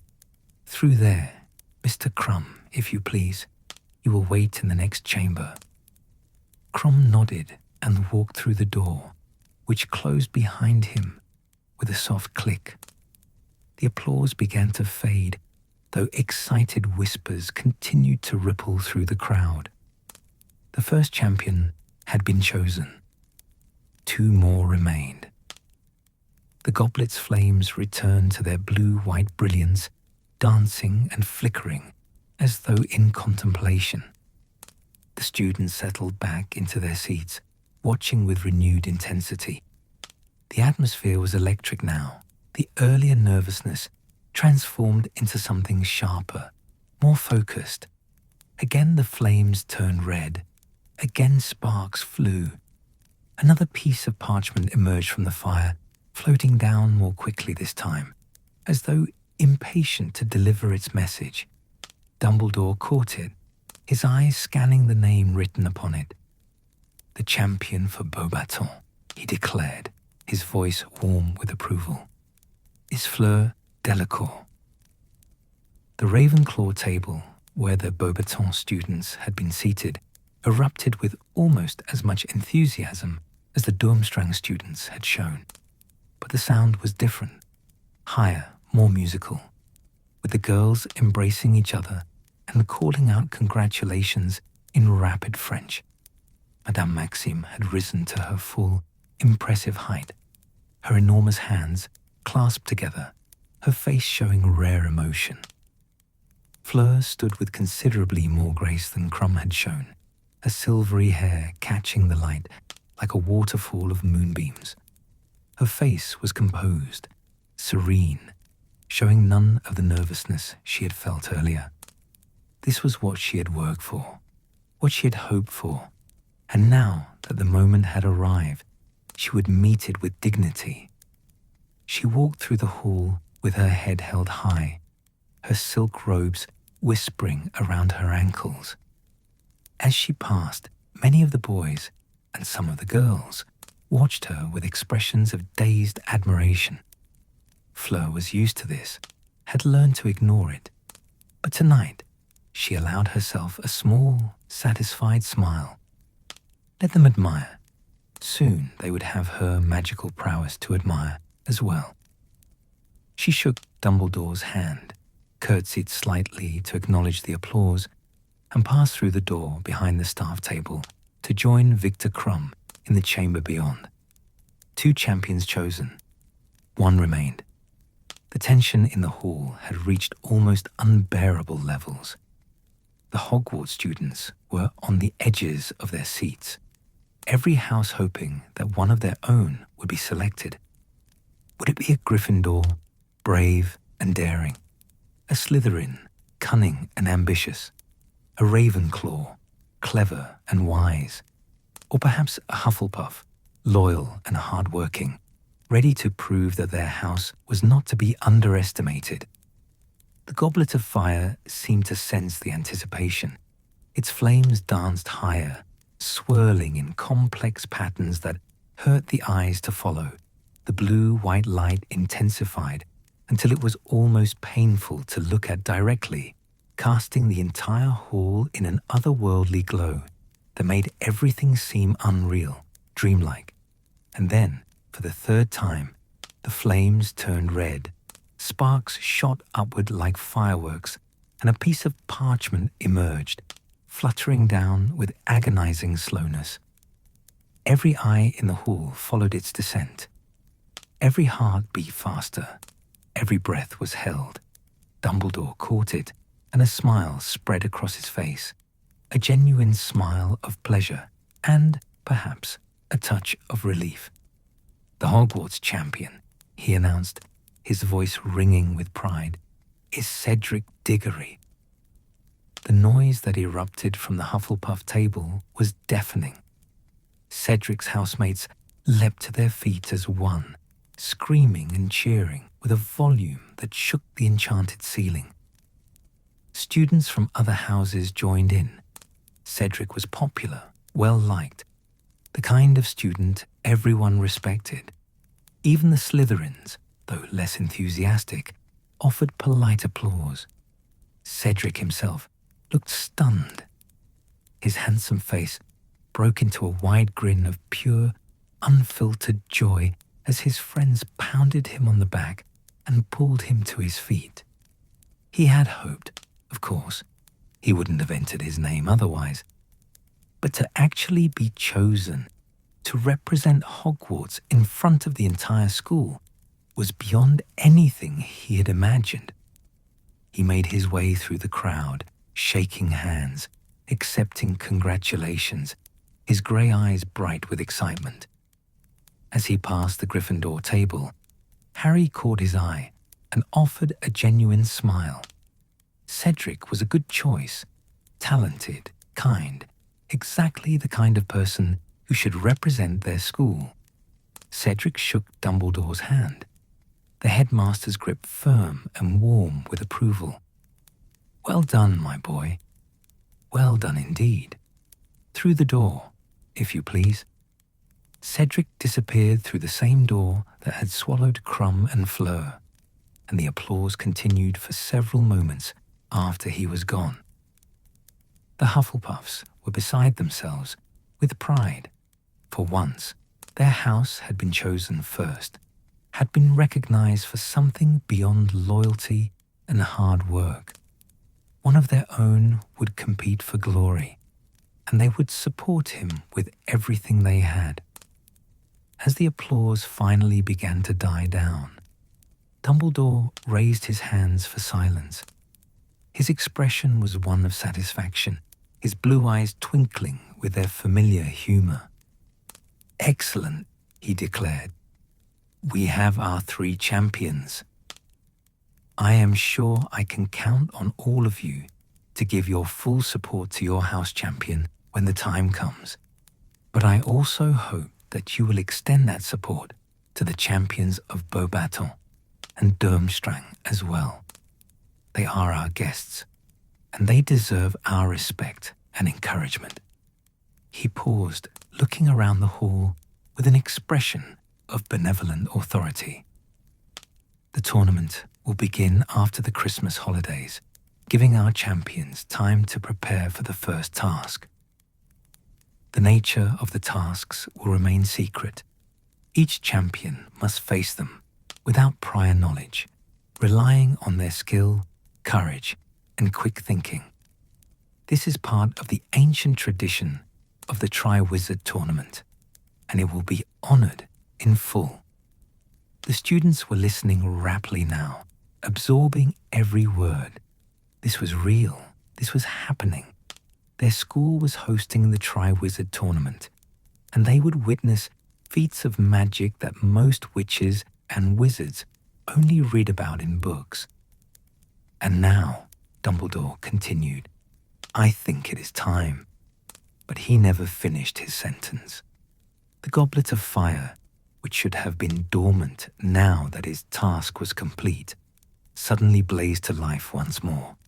The flames shot upward with explosive force, turning from blue-white to a deep, angry red. The air crackled with magic, and a feeling of wrongness, of something profoundly amiss, swept through the hall like a cold wind. The students, who had been preparing to rise and return to their dormitories, froze in place. The teachers at the staff table leaned forward, their faces showing confusion and concern. Dumbledore himself had gone very still, his eyes fixed on the goblet with an expression of growing alarm. And then, impossibly, a 4th piece of parchment emerged from the flames. It shot upward like it had been fired from a catapult, spinning wildly through the air before beginning its descent. The flames of the goblet sputtered and died, going from red to blue to nothing in the space of a heartbeat, leaving only wisps of smoke curling from the ancient wooden cup. The parchment drifted down, down, down through the silent hall, every eye following its progress. It seemed to take forever to fall, spinning lazily, catching the light from the floating candles. Dumbledore reached up and caught it, his movements slow, almost reluctant. He held it for a long moment without looking at it, his expression grave, as though he could delay the revelation by simply not reading what was written there. But delay could only last so long. He turned the parchment over and read the name inscribed upon it. For a moment, his face showed no expression at all, just a blank shock, as though he had been struck and hadn't yet registered the blow. Then his eyes rose from the parchment and sought out a face in the crowd at the Gryffindor table. "Harry Potter," he said, his voice quiet but carrying clearly in the absolute silence of the hall. Harry felt his stomach drop away, felt the blood drain from his face. This wasn't happening. This couldn't be happening. He hadn't entered his name. He was only 14, too young by 2 years. The age line should have prevented this. It was impossible. "Harry Potter." Dumbledore's voice was sharper now, more insistent. "Harry, will you come up here, please?" The silence that had fallen over the hall was different now. Shocked, disbelieving, hostile. Students were turning in their seats to stare at Harry, their expressions ranging from confusion to suspicion to outrage. The Hufflepuffs, who had been celebrating Cedric's selection moments ago, looked particularly betrayed. Harry sat frozen, unable to move, unable to think. He could feel Ron staring at him from beside him, could feel Hermione's concerned gaze. Around them, whispers were starting, low, angry, spreading like fire through dry grass. How did he do it? He's too young. He just wants more attention. It's not fair to Cedric. Typical Potter, breaking the rules. "Harry," Hermione whispered urgently, "you have to go up there." Somehow, Harry's legs began to move. He stood, though he couldn't remember deciding to do so, and began the long walk toward the staff table. It felt like walking to his execution. Every face he passed was hostile or suspicious or angry. The distance seemed to stretch before him, growing longer with each step, but finally he reached Dumbledore. The headmaster's eyes were searching Harry's face with an intensity that was almost painful. "Did you put your name in the Goblet of Fire, Harry?" "No, sir," Harry said, his voice barely above a whisper. "Did you ask an older student to do it for you?" "No, sir." There was a long pause. Around them, the whispers had grown louder, more angry. Professor McGonagall had risen from her seat, her face pale and shocked. Snape was leaning forward, his dark eyes glittering with what might have been satisfaction or might have been concern. It was impossible to tell. Madame Maxime had stood as well, her enormous form towering over everyone else, her face showing outrage. Through the door, "Harry," Dumbledore said finally. Gesturing to the chamber where the other champions waited, Harry walked past the staff table on legs that felt like they belonged to someone else. He could hear angry voices behind him, Karkaroff shouting something about cheating, Madame Maxime demanding an explanation in rapid French, other teachers trying to make themselves heard above the growing chaos. He pushed through the door and found himself in a smaller chamber, lit by a crackling fire in an enormous fireplace. Victor Crumb stood against one wall, his arms crossed, his face suspicious. Fleur Delacour perched on a chair, looking confused and slightly annoyed. Cedric Diggory turned as Harry entered, his expression changing from curiosity to shock to something that might have been disappointment. "What's going on?" Cedric asked. "Are we supposed to go back in?" Harry opened his mouth to answer, but no words came out. How could he explain something he didn't understand himself? How could he make them believe he hadn't done this, hadn't sought this attention, didn't want any part of this tournament that could, as Dumbledore had reminded them, prove fatal? The door burst open behind him, and suddenly the small chamber was filled with people. Dumbledore entered first, followed by McGonagall, Snape, and the other Hogwarts professors. Then came Karkaroff and Madame Maxime, both looking furious. Ludo Bagman, the head of the Department of Magical Games and Sports, bustled in looking confused but excited. Barty Crouch, the stern-faced official from the ministry, followed with an expression of deep concern. Madame Maxime. Fleur had leapt to her feet, speaking in rapid French. What is happening? Why is this boy here?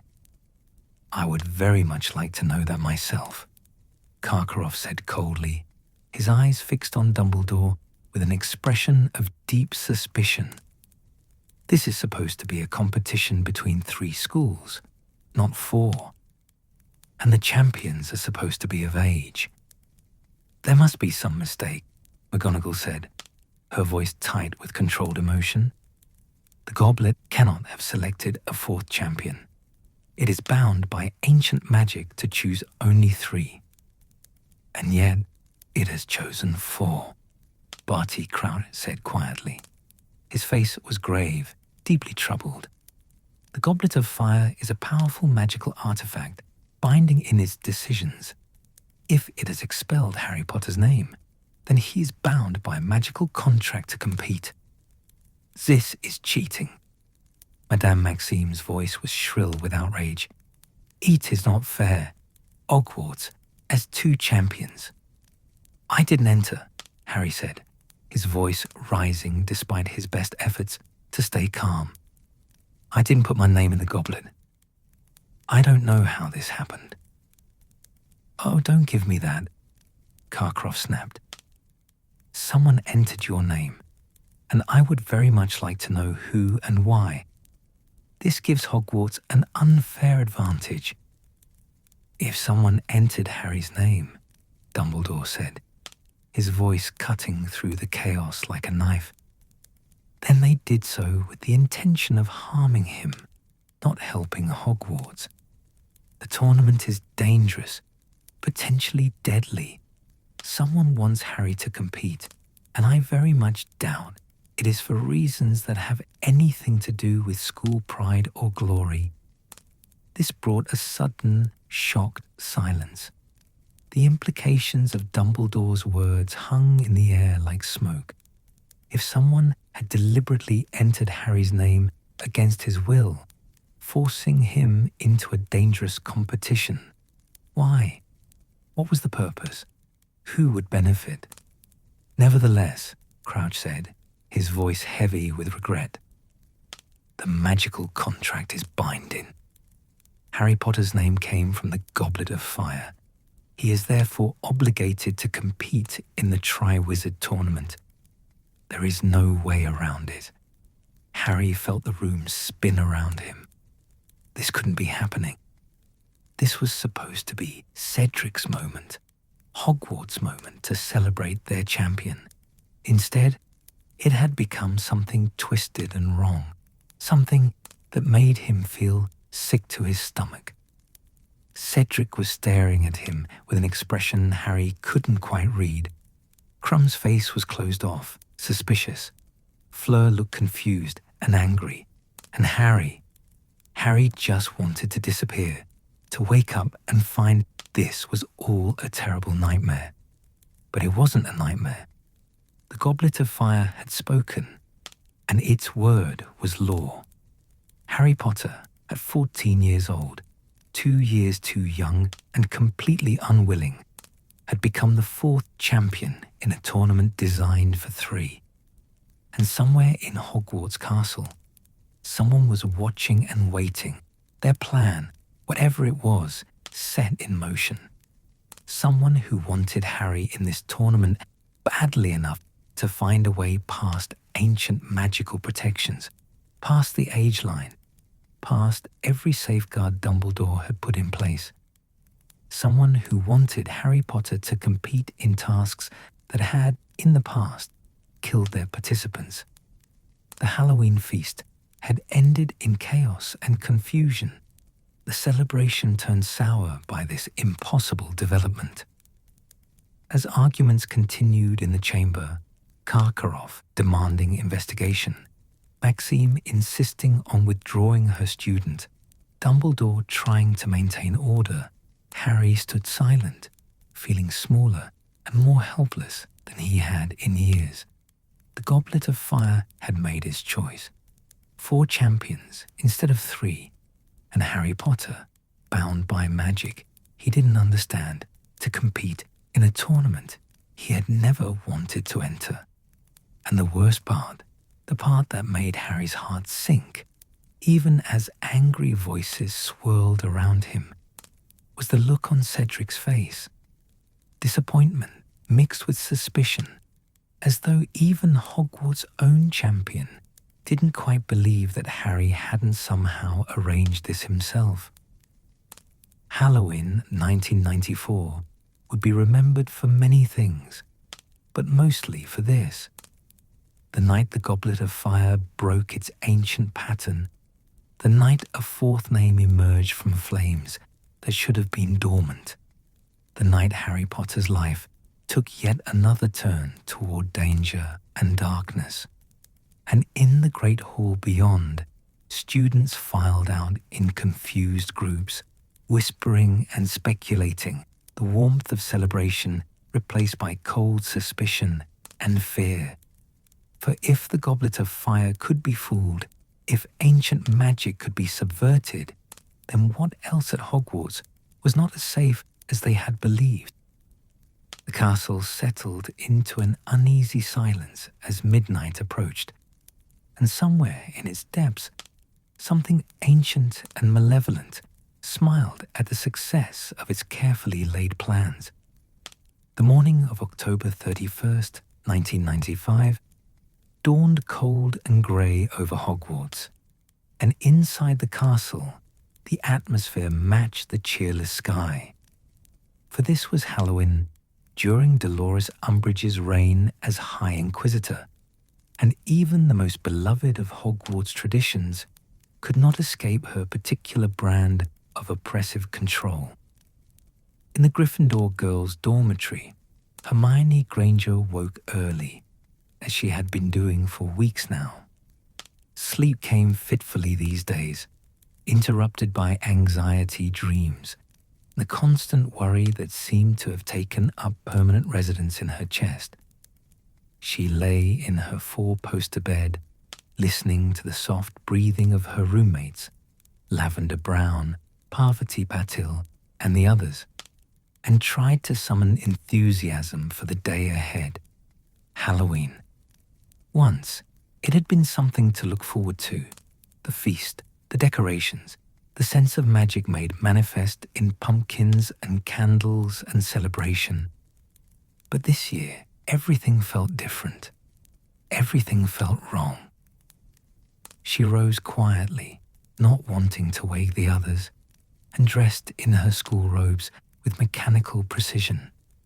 Through the diamond-paned windows, she could see the grounds of Hogwarts spread below, the trees now bare of leaves, the lake reflecting the grey sky like dull pewter. Somewhere out there, Hagrid should have been preparing for the day, perhaps selecting pumpkins from his patch. But Hagrid was gone, sent away on a mysterious mission for the Order of the Phoenix. And his absence was just one more thing that made this year feel hollow and strange.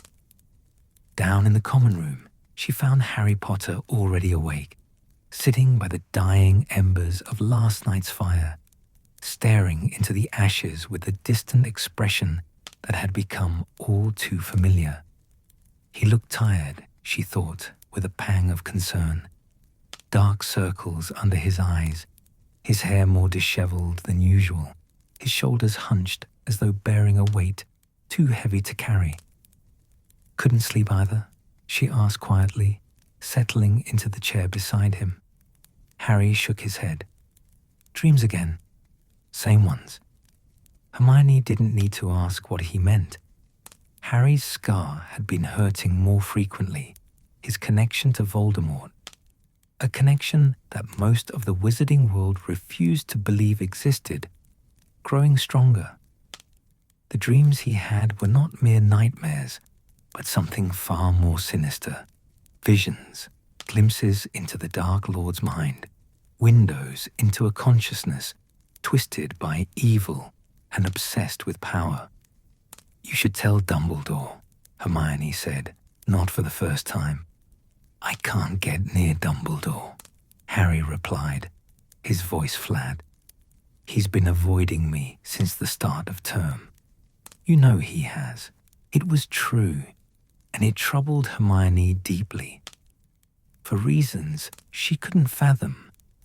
Dumbledore had been keeping his distance from Harry, barely making eye contact during meals, never calling him to his office for their usual conversations. It was as though the headmaster, who had always been Harry's greatest protector and advocate, had suddenly decided to sever all connection. They sat in silence for a few moments, listening to the castle wake around them. Footsteps on stairs, distant voices, the soft hooting of owls returning from their night's hunting. Ordinary sounds in an increasingly unordinary year. At least there's the feast tonight, Hermione offered, trying for optimism. Even Umbridge can't ruin the Halloween feast completely, but even as she said it, she wondered if it was true. Throughout the castle, other students were waking to similar thoughts. The Halloween feast had always been a bright spot in the autumn term, something to look forward to.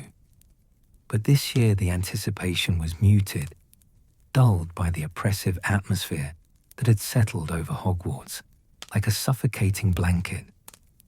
In the dungeons, Draco Malfoy woke in his dormitory in the Slytherin common room and felt a surge of satisfaction that was becoming increasingly rare these days.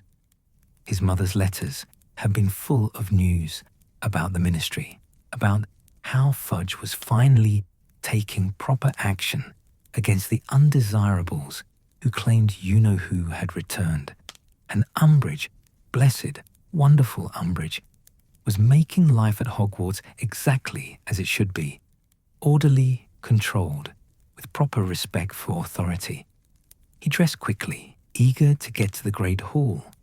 His father had hinted in his last letter that there might be further announcements today, further educational decrees that would cement Umbridge's power. Draco was looking forward to it, especially if it meant more discomfort for Potter and his mudblood friend. As students made their way to breakfast, they passed through corridors that were already decorated for Halloween, but the decorations felt perfunctory, joyless. The pumpkins were there, floating as they always did, but there seemed to be fewer of them, and their carved faces looked somehow less cheerful, more stilted and conventional. The streamers hung limply, their colors muted. Even the suits of armor, usually polished to gleaming perfection for the occasion, looked dull and neglected. And everywhere, on every wall it seemed, were the educational decrees. They had been proliferating like some sort of magical fungus since Umbridge's arrival at Hogwarts. Each one stripped away another freedom, imposed another restriction, tightened the noose of control, just a little bit more. Educational decree. Number 24. All student organizations are henceforth disbanded. Educational decree. Number 25. Boys and girls must maintain a distance of at least 6 inches from each other. Educational decree number 26. All Quidditch teams are hereby disbanded until further notice. The latest decree, number 31, had been posted just that morning, and students gathered around it with expressions of weary resignation. The High Inquisitor reserves the right to inspect all incoming and outgoing mail. Hermione read aloud to Harry and Ron as they stood in the entrance hall. Students should be aware that their correspondence may be read and confiscated if deemed inappropriate or subversive. She can't do that, Ron sputtered, his ears turning red. That's an invasion of privacy. She can do whatever she wants, Harry said bitterly. She's got Fudge backing her, and Fudge controls the ministry, and the ministry controls Hogwarts now. It was a truth that sat like poison in their stomachs. Hogwarts, which had always been a sanctuary, a place of safety and learning and magic, had become something else entirely. A prison, Harry sometimes thought, in his darker moments. A place where every word was monitored, every action scrutinized, every spark of independence ruthlessly quashed. The Great Hall, when they entered it for breakfast, showed the same dispiriting quality as the corridor decorations. The 4 house tables were set as usual, the staff table occupied by the teachers. But something was missing, some essential quality of warmth and welcome that had always characterized Hogwarts. Professor Umbridge sat at the center of the staff table, in a position that seemed to suggest she considered herself equal to, or perhaps superior to, Dumbledore himself. She wore her usual fluffy pink cardigan and a matching bow in her mousy hair, and her wide, toad-like face bore its customary expression of false sweetness. As students filed in, her eyes roamed over them with a vigilance that was anything but sweet, cataloguing every interaction, every whispered conversation, every breach of the ever-expanding list of rules. Dumbledore, by contrast, seemed diminished. He sat at the head of the staff table as always, but his usual presence, that sense of power and protection that radiated from him, was subdued. He looked older, Harry thought, and tired in a way that had nothing to do with physical exhaustion. His blue eyes, usually twinkling with humor and warmth, were grave and distant. Breakfast was a subdued affair. Students ate quickly and quietly, avoiding the kind of loud conversation and laughter that had once filled the hall. The Slytherins were the exception. They seemed energized by the new regime, emboldened by Umbridge's clear favoritism toward their house. Draco Malfoy held court at one end of their table, his voice carrying clearly across the hall as he made some joke at the Gryffindor's expense. "I heard," he was saying loudly enough for nearby tables to hear, "that Potter's been having nightmares again. Waking up screaming about you-know-who. Must be terrible to be so disturbed. Perhaps Umbridge should have him evaluated. For everyone's safety, of course." Harry's hands clenched into fists under the table, but Hermione put a restraining hand on his arm. "Don't," she whispered. "That's exactly what he wants. If you react, if you do anything, Umbridge will use it as an excuse for another decree." She was right, of course. Hermione was usually right. But that didn't make it any easier to sit there and take it, to swallow the anger and humiliation and pretend none of it mattered. The day proceeded with the same oppressive atmosphere. In defense against the dark arts, though the class hardly deserved the name anymore, Umbridge had them reading Chapter 15 of their textbook, Basic Defensive Theory, for what felt like the 100th time. No wands, no practice, no actual magic, just reading and taking notes, over and over until the words blurred together into meaningless drivel. "This is useless," Dean Thomas muttered under his breath. "Completely useless. What good is theory going to do if we're actually attacked?" "That's precisely the point, I think," Hermione whispered back. "If we don't learn to defend ourselves, we can't defend ourselves. We're being deliberately weakened." It was a chilling thought, and one that had occurred to more than just Hermione. Throughout Hogwarts, students were becoming increasingly aware that they were being kept weak, kept ignorant, kept unprepared for the threats that Harry Potter insisted, and that most of them were beginning to believe were coming. This was why the DA meetings had become so important. The Defense Association, or Dumbledore's army, as they had taken to calling it in defiance of Umbridge's decrees, was meeting secretly in the Room of Requirement, practicing real defensive magic, learning spells that could actually protect them. Harry was teaching them, sharing what he knew, and for the first time in months, students were feeling empowered, capable, ready. But they had to be so careful. If Umbridge discovered the DA, the consequences would be severe. Harry could be expelled. Others could be punished. The one thing they were doing that gave them hope and strength could be taken away in an instant. As the day wore on toward evening, the castle began its transformation for the Halloween feast. But this year, the transformation felt incomplete, stunted. The house elves had done their best, but even their considerable magic couldn't overcome the atmosphere of oppression that hung over Hogwarts like a storm cloud. In the kitchens below the Great Hall, the house elves worked with their usual dedication, but without their usual joy. Dobby, the free elf who wore a tea cozy as a hat and several socks of different colours, was helping to prepare the feast. But even he seemed subdued. Dobby is worried, he confessed to Winky, who sat in a corner clutching a bottle of butterbeer with shaking hands. Dobby is worried about Harry Potter and worried about Hogwarts. Things is not right here anymore. Things is being wrong. Winky hiccuped and took another swig of butterbeer.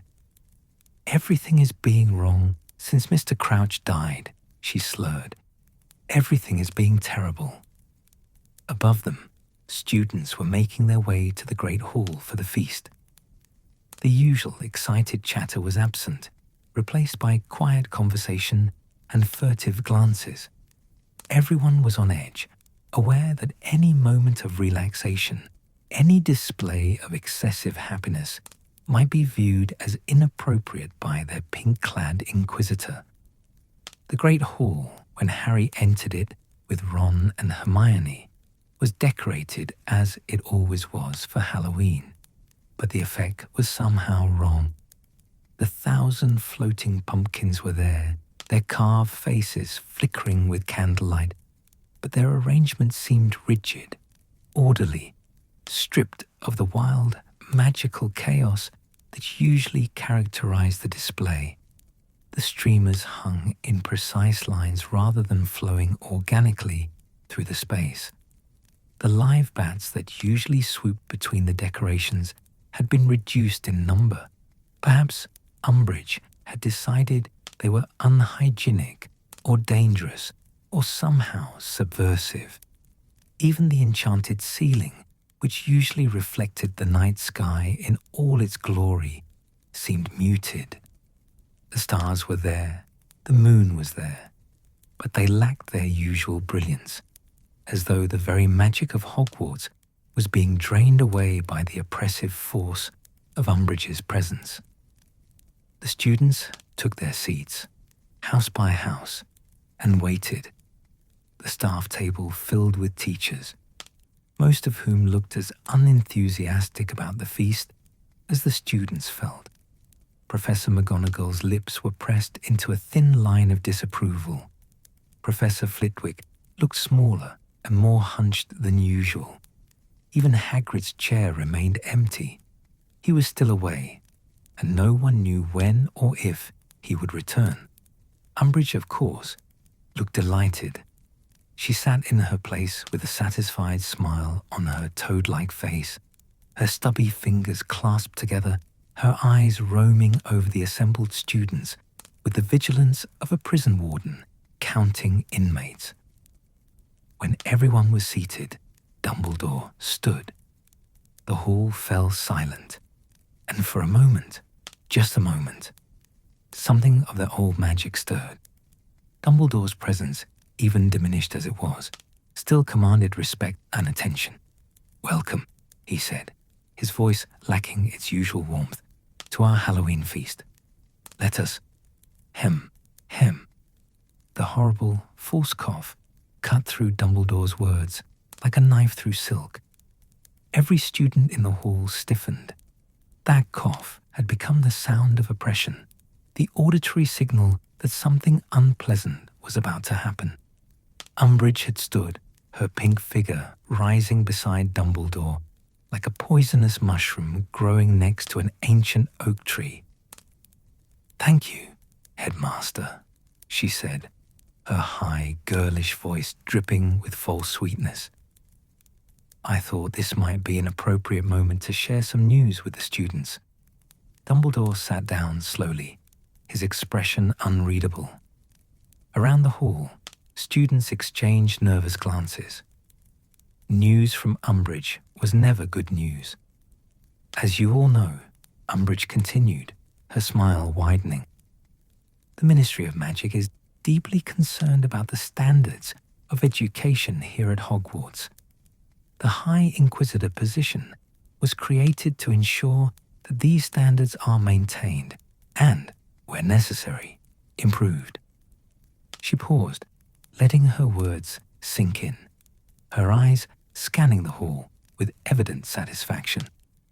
"I am pleased to announce that, effective immediately, I have been appointed to the additional position of Hogwarts headmistress."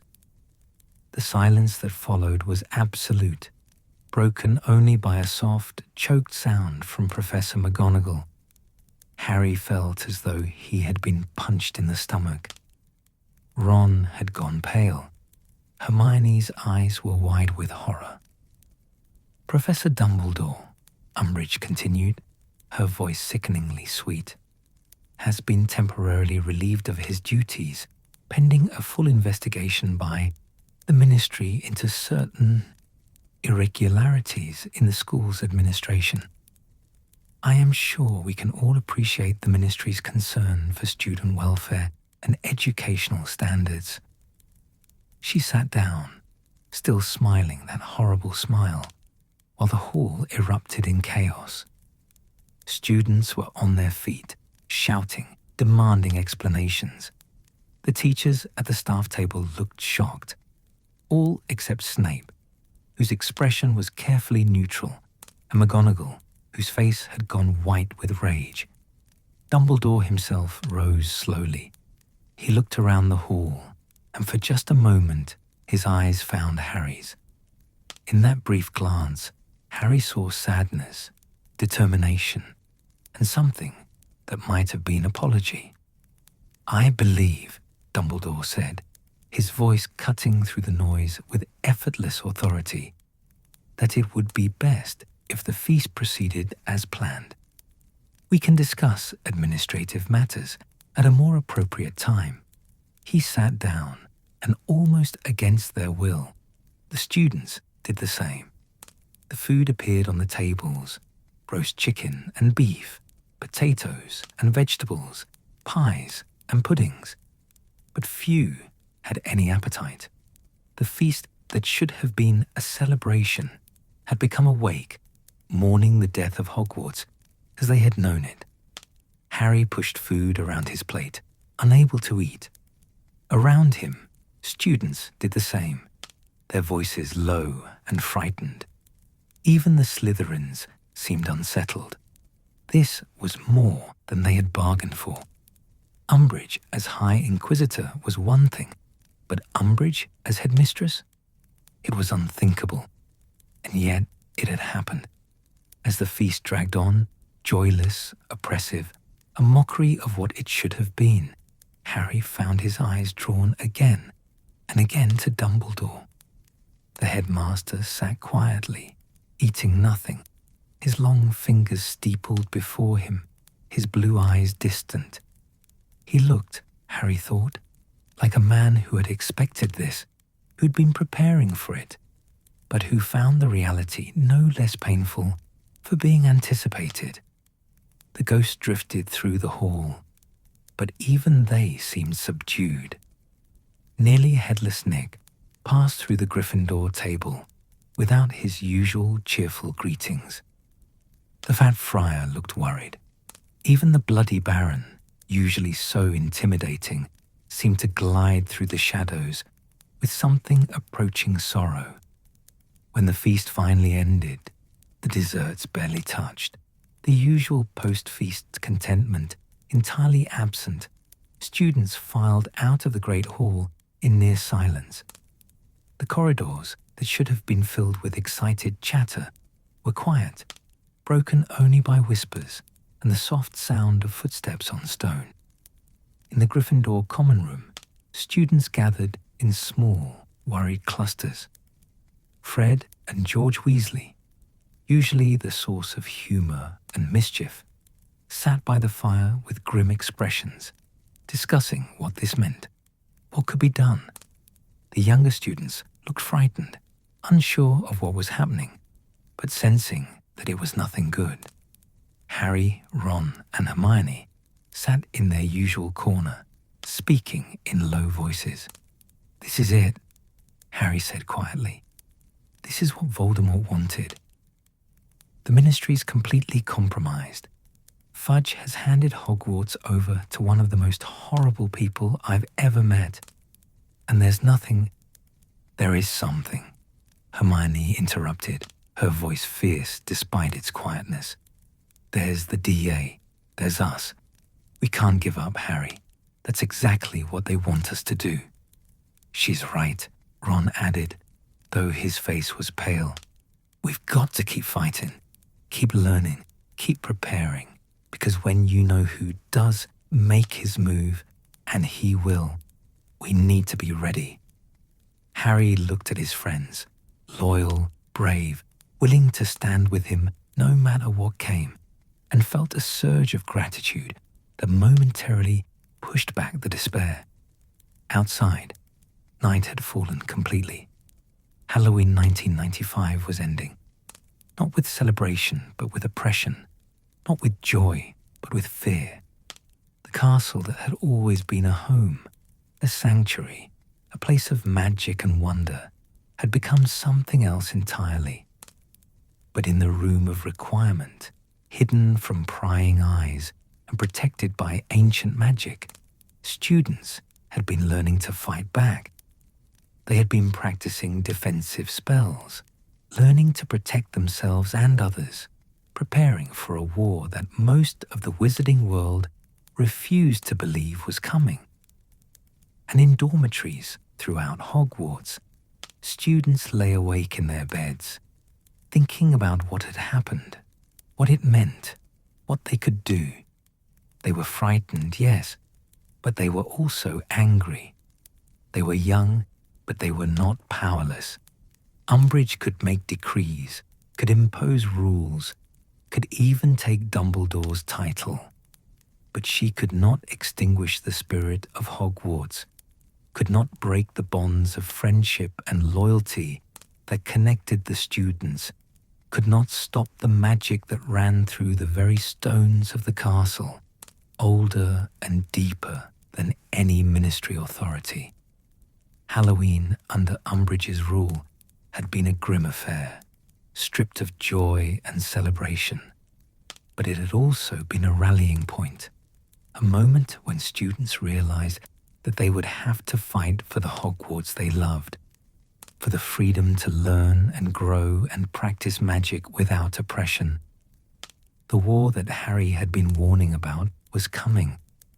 It was already here, in a way, playing out in the corridors and classrooms of Hogwarts itself.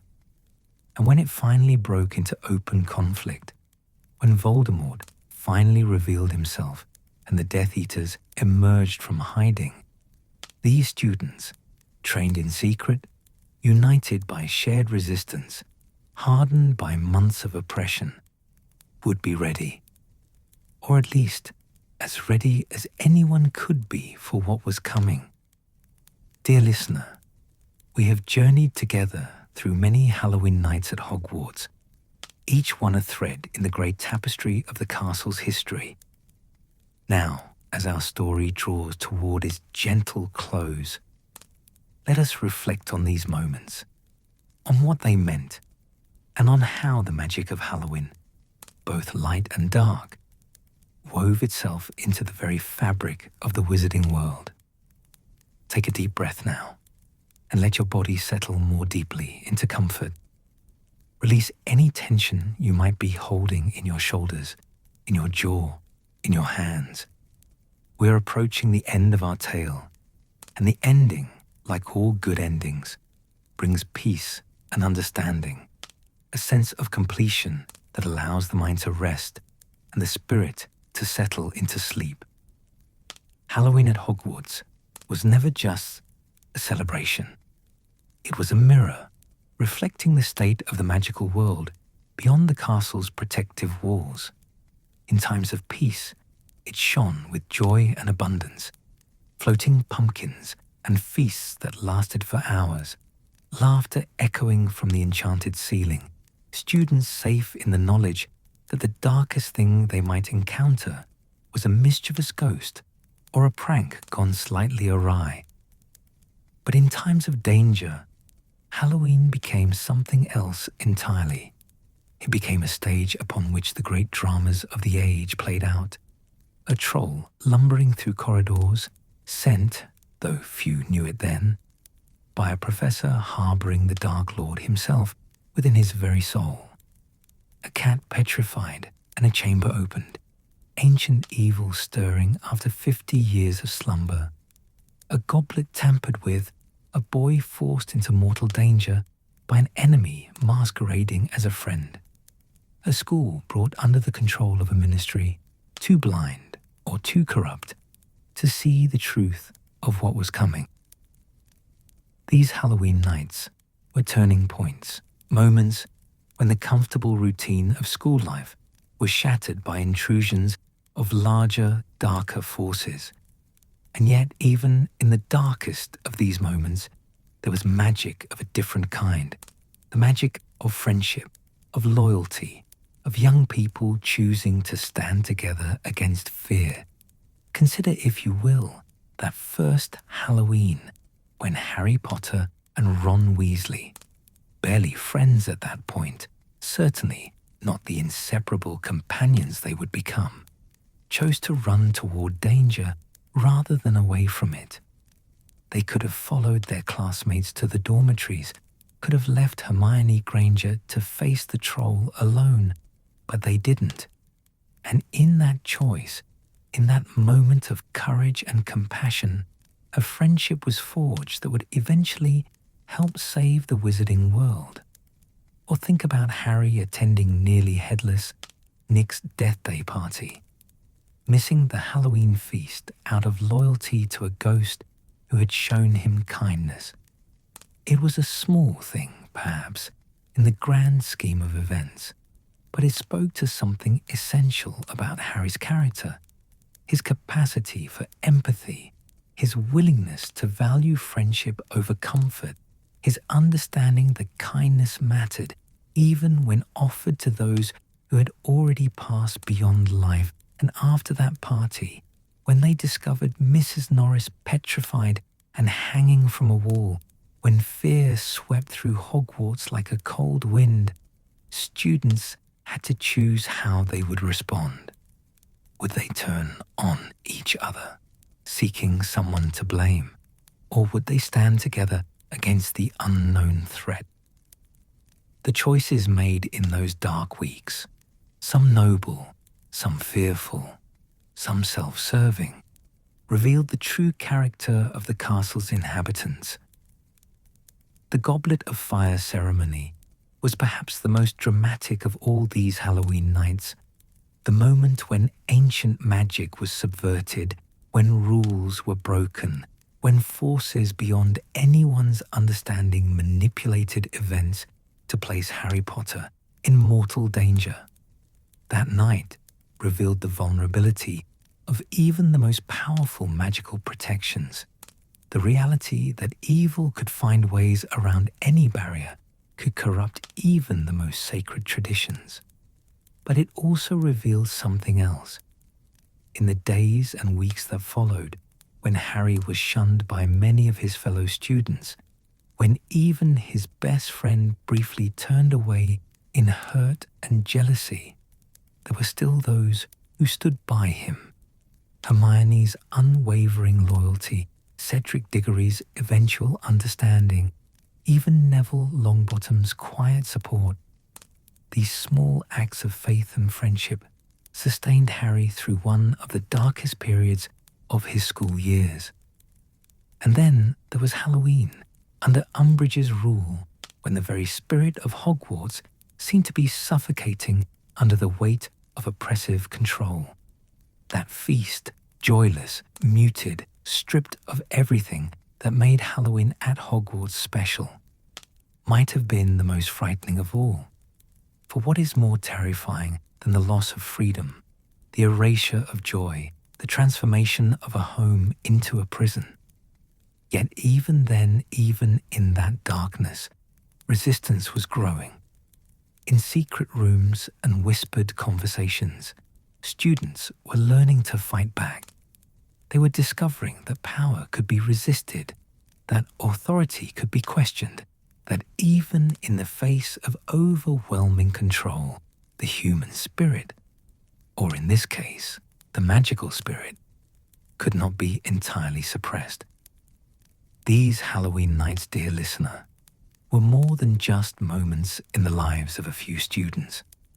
They were reflections of larger patterns, echoes of eternal struggles between light and darkness, freedom and control, love and fear. The events that unfolded on October 31st each year were not coincidences, but convergences, moments when the magical world's deepest conflicts rose to the surface and demanded to be confronted. Now, as the years passed and the great wars were fought and won, as Voldemort finally fell and the Death Eaters were defeated, Halloween at Hogwarts began to change once more. The castle, which had known so much darkness, so much fear, so much loss, began to heal. In the years immediately following the Battle of Hogwarts, the Halloween feasts were subdued affairs. Too many chairs sat empty. Students who had died in the fighting, teachers who had fallen protecting their charges. The ghosts drifted through the great hall with unusual solemnity, remembering their own deaths and honoring those who had recently joined the ranks of the departed. But gradually, gently, as seasons turned and new students arrived who had not lived through the darkest days, joy began to return to the castle. The house elves, who had mourned deeply the losses of the war, threw themselves into preparations with renewed dedication. The floating pumpkins multiplied year by year, their carved faces once again cheerful and welcoming. The feasts grew more elaborate, the decorations more spectacular. Minerva McGonagall, now headmistress of Hogwarts, in truth, rather than just in desperate circumstance, stood at the staff table each Halloween and looked out over the assembled students with a mixture of satisfaction and melancholy. She remembered all the Halloween nights she had witnessed in her long years at the castle, the joyful ones and the terrible ones, the peaceful celebrations and the moments of crisis. But she also saw hope in the faces before her. These children, growing up in a world without Voldemort, learning magic without the shadow of war hanging over them, represented everything that had been fought for, everything that had been won at such terrible cost. The first years, sorted just weeks earlier, gazed around the decorated hall with wonder and delight, unaware of the history that soaked into every stone of Hogwarts. They didn't know about the troll in the dungeon, about the Chamber of Secrets, about the Goblet of Fire spitting out a fourth name. They had heard the stories, perhaps, but stories are different from lived experience, and for these children, Halloween was simply what it should be, a magical celebration in a magical place. The older students, those who remembered the war or whose older siblings had fought in it, carried different knowledge. They understood, in a way the younger ones could not, how precious this peace was, how easily it could be lost, how vigilantly it must be guarded. And scattered throughout the hall were the children of those who had fought. Potter's children, Weasley's children, Granger's children, and countless others. They sat at their house tables, talking and laughing and eating too much candy, and they carried within them the legacy of their parents' courage. James Potter, Harry's eldest, sat at the Gryffindor table in his 3rd year, holding court with a confidence that reminded everyone of his grandfather, the first James Potter. His sister Lily, a first-year Gryffindor, was still slightly overwhelmed by everything, her eyes wide as she took in the floating pumpkins and the enchanted ceiling.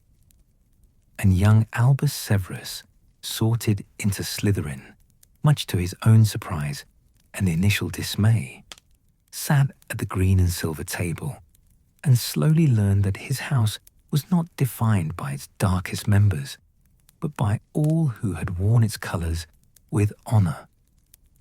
Rose Granger Weasley, brilliant like her mother and stubborn like her father, was already top of her year in most subjects.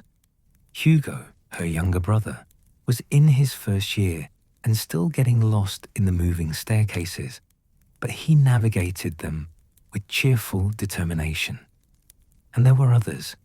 Teddy Lupin, who had never known his parents, but carried their legacy of courage and love, visiting from his position as an apprentice Auror to join the feast at the Hufflepuff table, where he had once been sorted. Victoire Weasley, beautiful and kind, who made him blush whenever she smiled at him. Dennis Creevey, who had lost his brother Colin in the war, and who now taught Muggle studies with a passion for building bridges between the magical and non-magical worlds. The Great Hall on these Halloween nights rang with laughter and conversation, with the clatter of cutlery and the happy sounds of hundreds of students enjoying a feast. The ghosts drifted through with their usual commentary. Nearly Headless. Nick still slightly miffed about the Headless hunt, the fat friar spreading good cheer wherever he floated, even the bloody Baron seeming less forbidding in the general atmosphere of celebration. The house elves' cooking had reached new heights. They had learned dishes from cultures all over the magical world, incorporating traditions from every corner of the globe.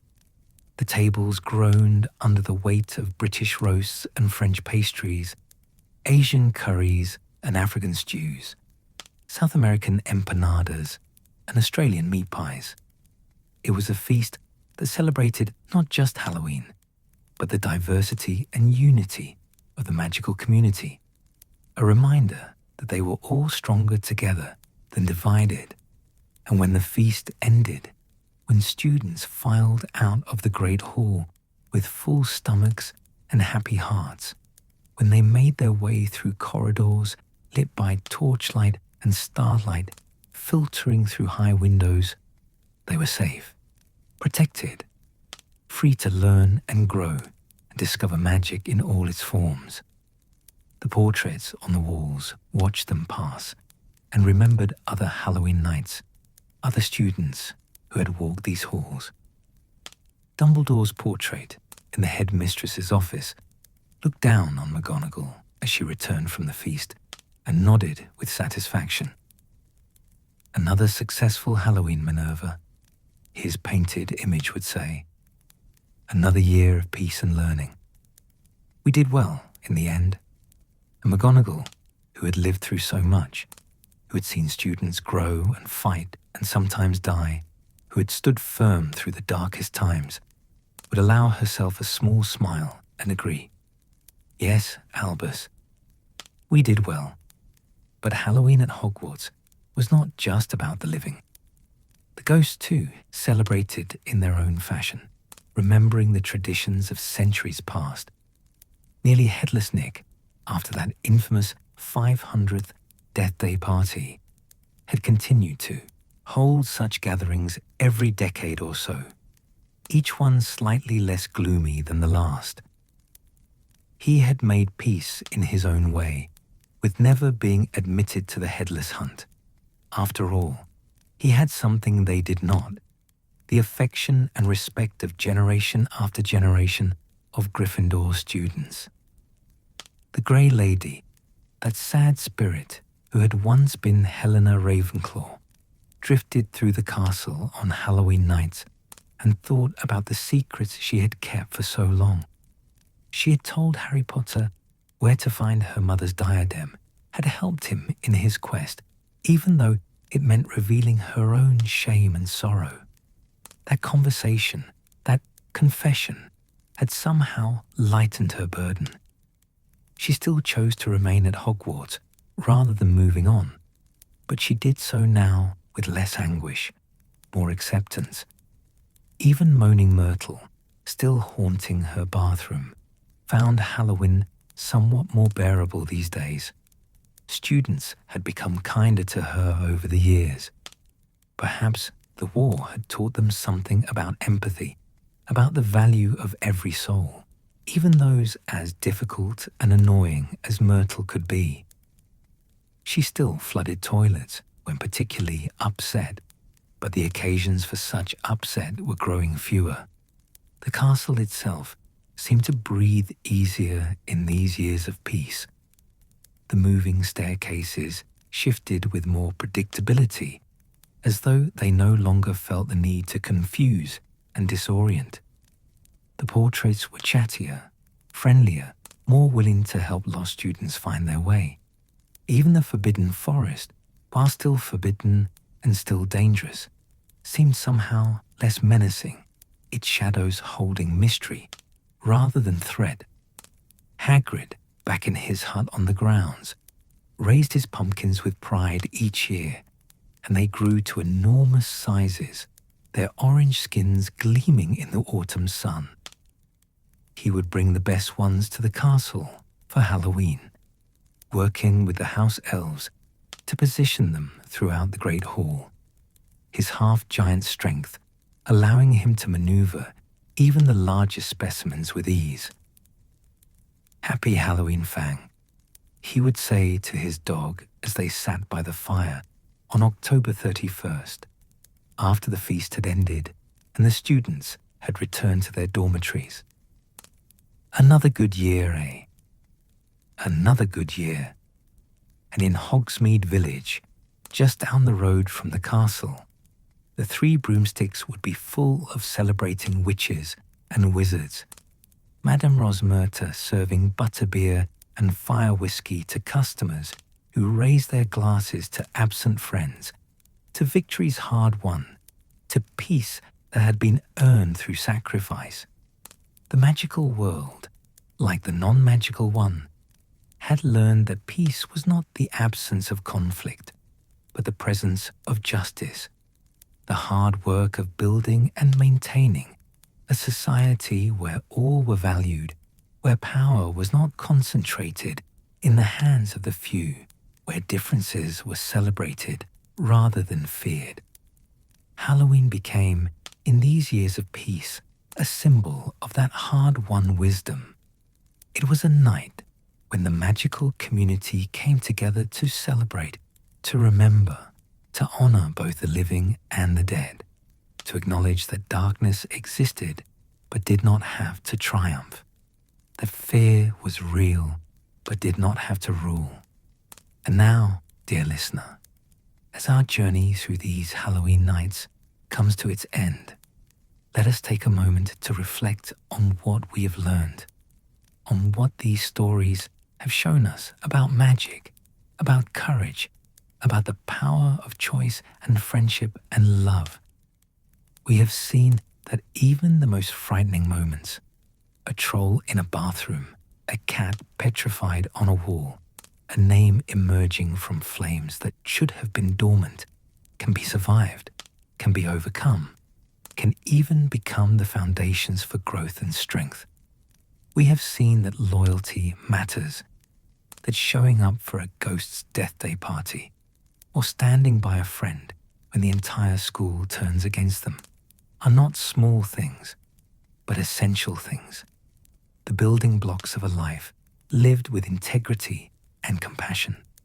We have seen that oppression can be resisted, that even when authority seems absolute and control seems total, the human spirit finds ways to fight back, to preserve what is precious, to maintain hope in the face of despair. And we have seen that joy returns, that even after the darkest times, even after war and loss and terrible sacrifice, light comes again. The pumpkins float, the feast is prepared, students gather in the great hall and eat and laugh and make memories that will sustain them through whatever challenges lie ahead. Halloween at Hogwarts, across all these years and all these celebrations, taught us that magic is not just about spells and potions and fantastic beasts.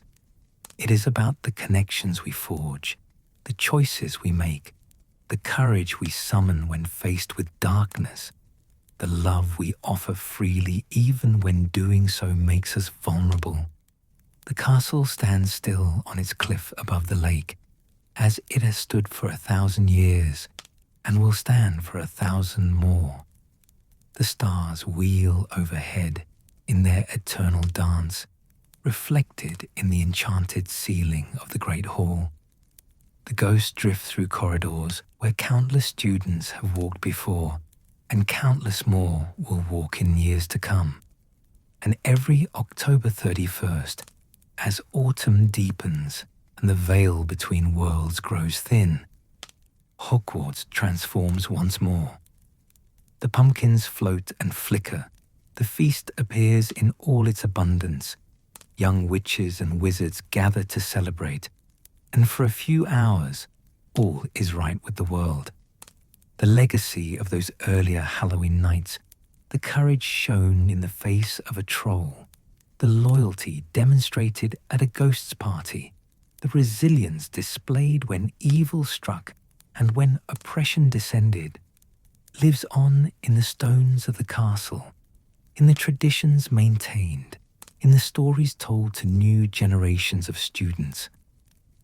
Did you know, older students would say to younger ones, that Harry Potter once faced a troll in a bathroom on Halloween night? Did you hear, others would whisper, about the Chamber of Secrets being opened on Halloween and how Harry saved everyone? My dad told me, a Gryffindor might say to his friends, that when he was at school, the Goblet of Fire selected a 4th champion on Halloween night, and that champion was Harry Potter himself. And the younger students would listen with wide eyes, understanding that they walked the same corridors where these legendary events had taken place, sat at the same tables, learned from teachers who had witnessed history being made. But the greatest magic, dear listener, the most profound enchantment, was not in the dramatic moments of crisis and heroism. It was in the ordinary ones, in the friendships formed over Halloween feasts, in the traditions maintained year after year, in the simple joy of being young and magical and alive in a world full of wonder.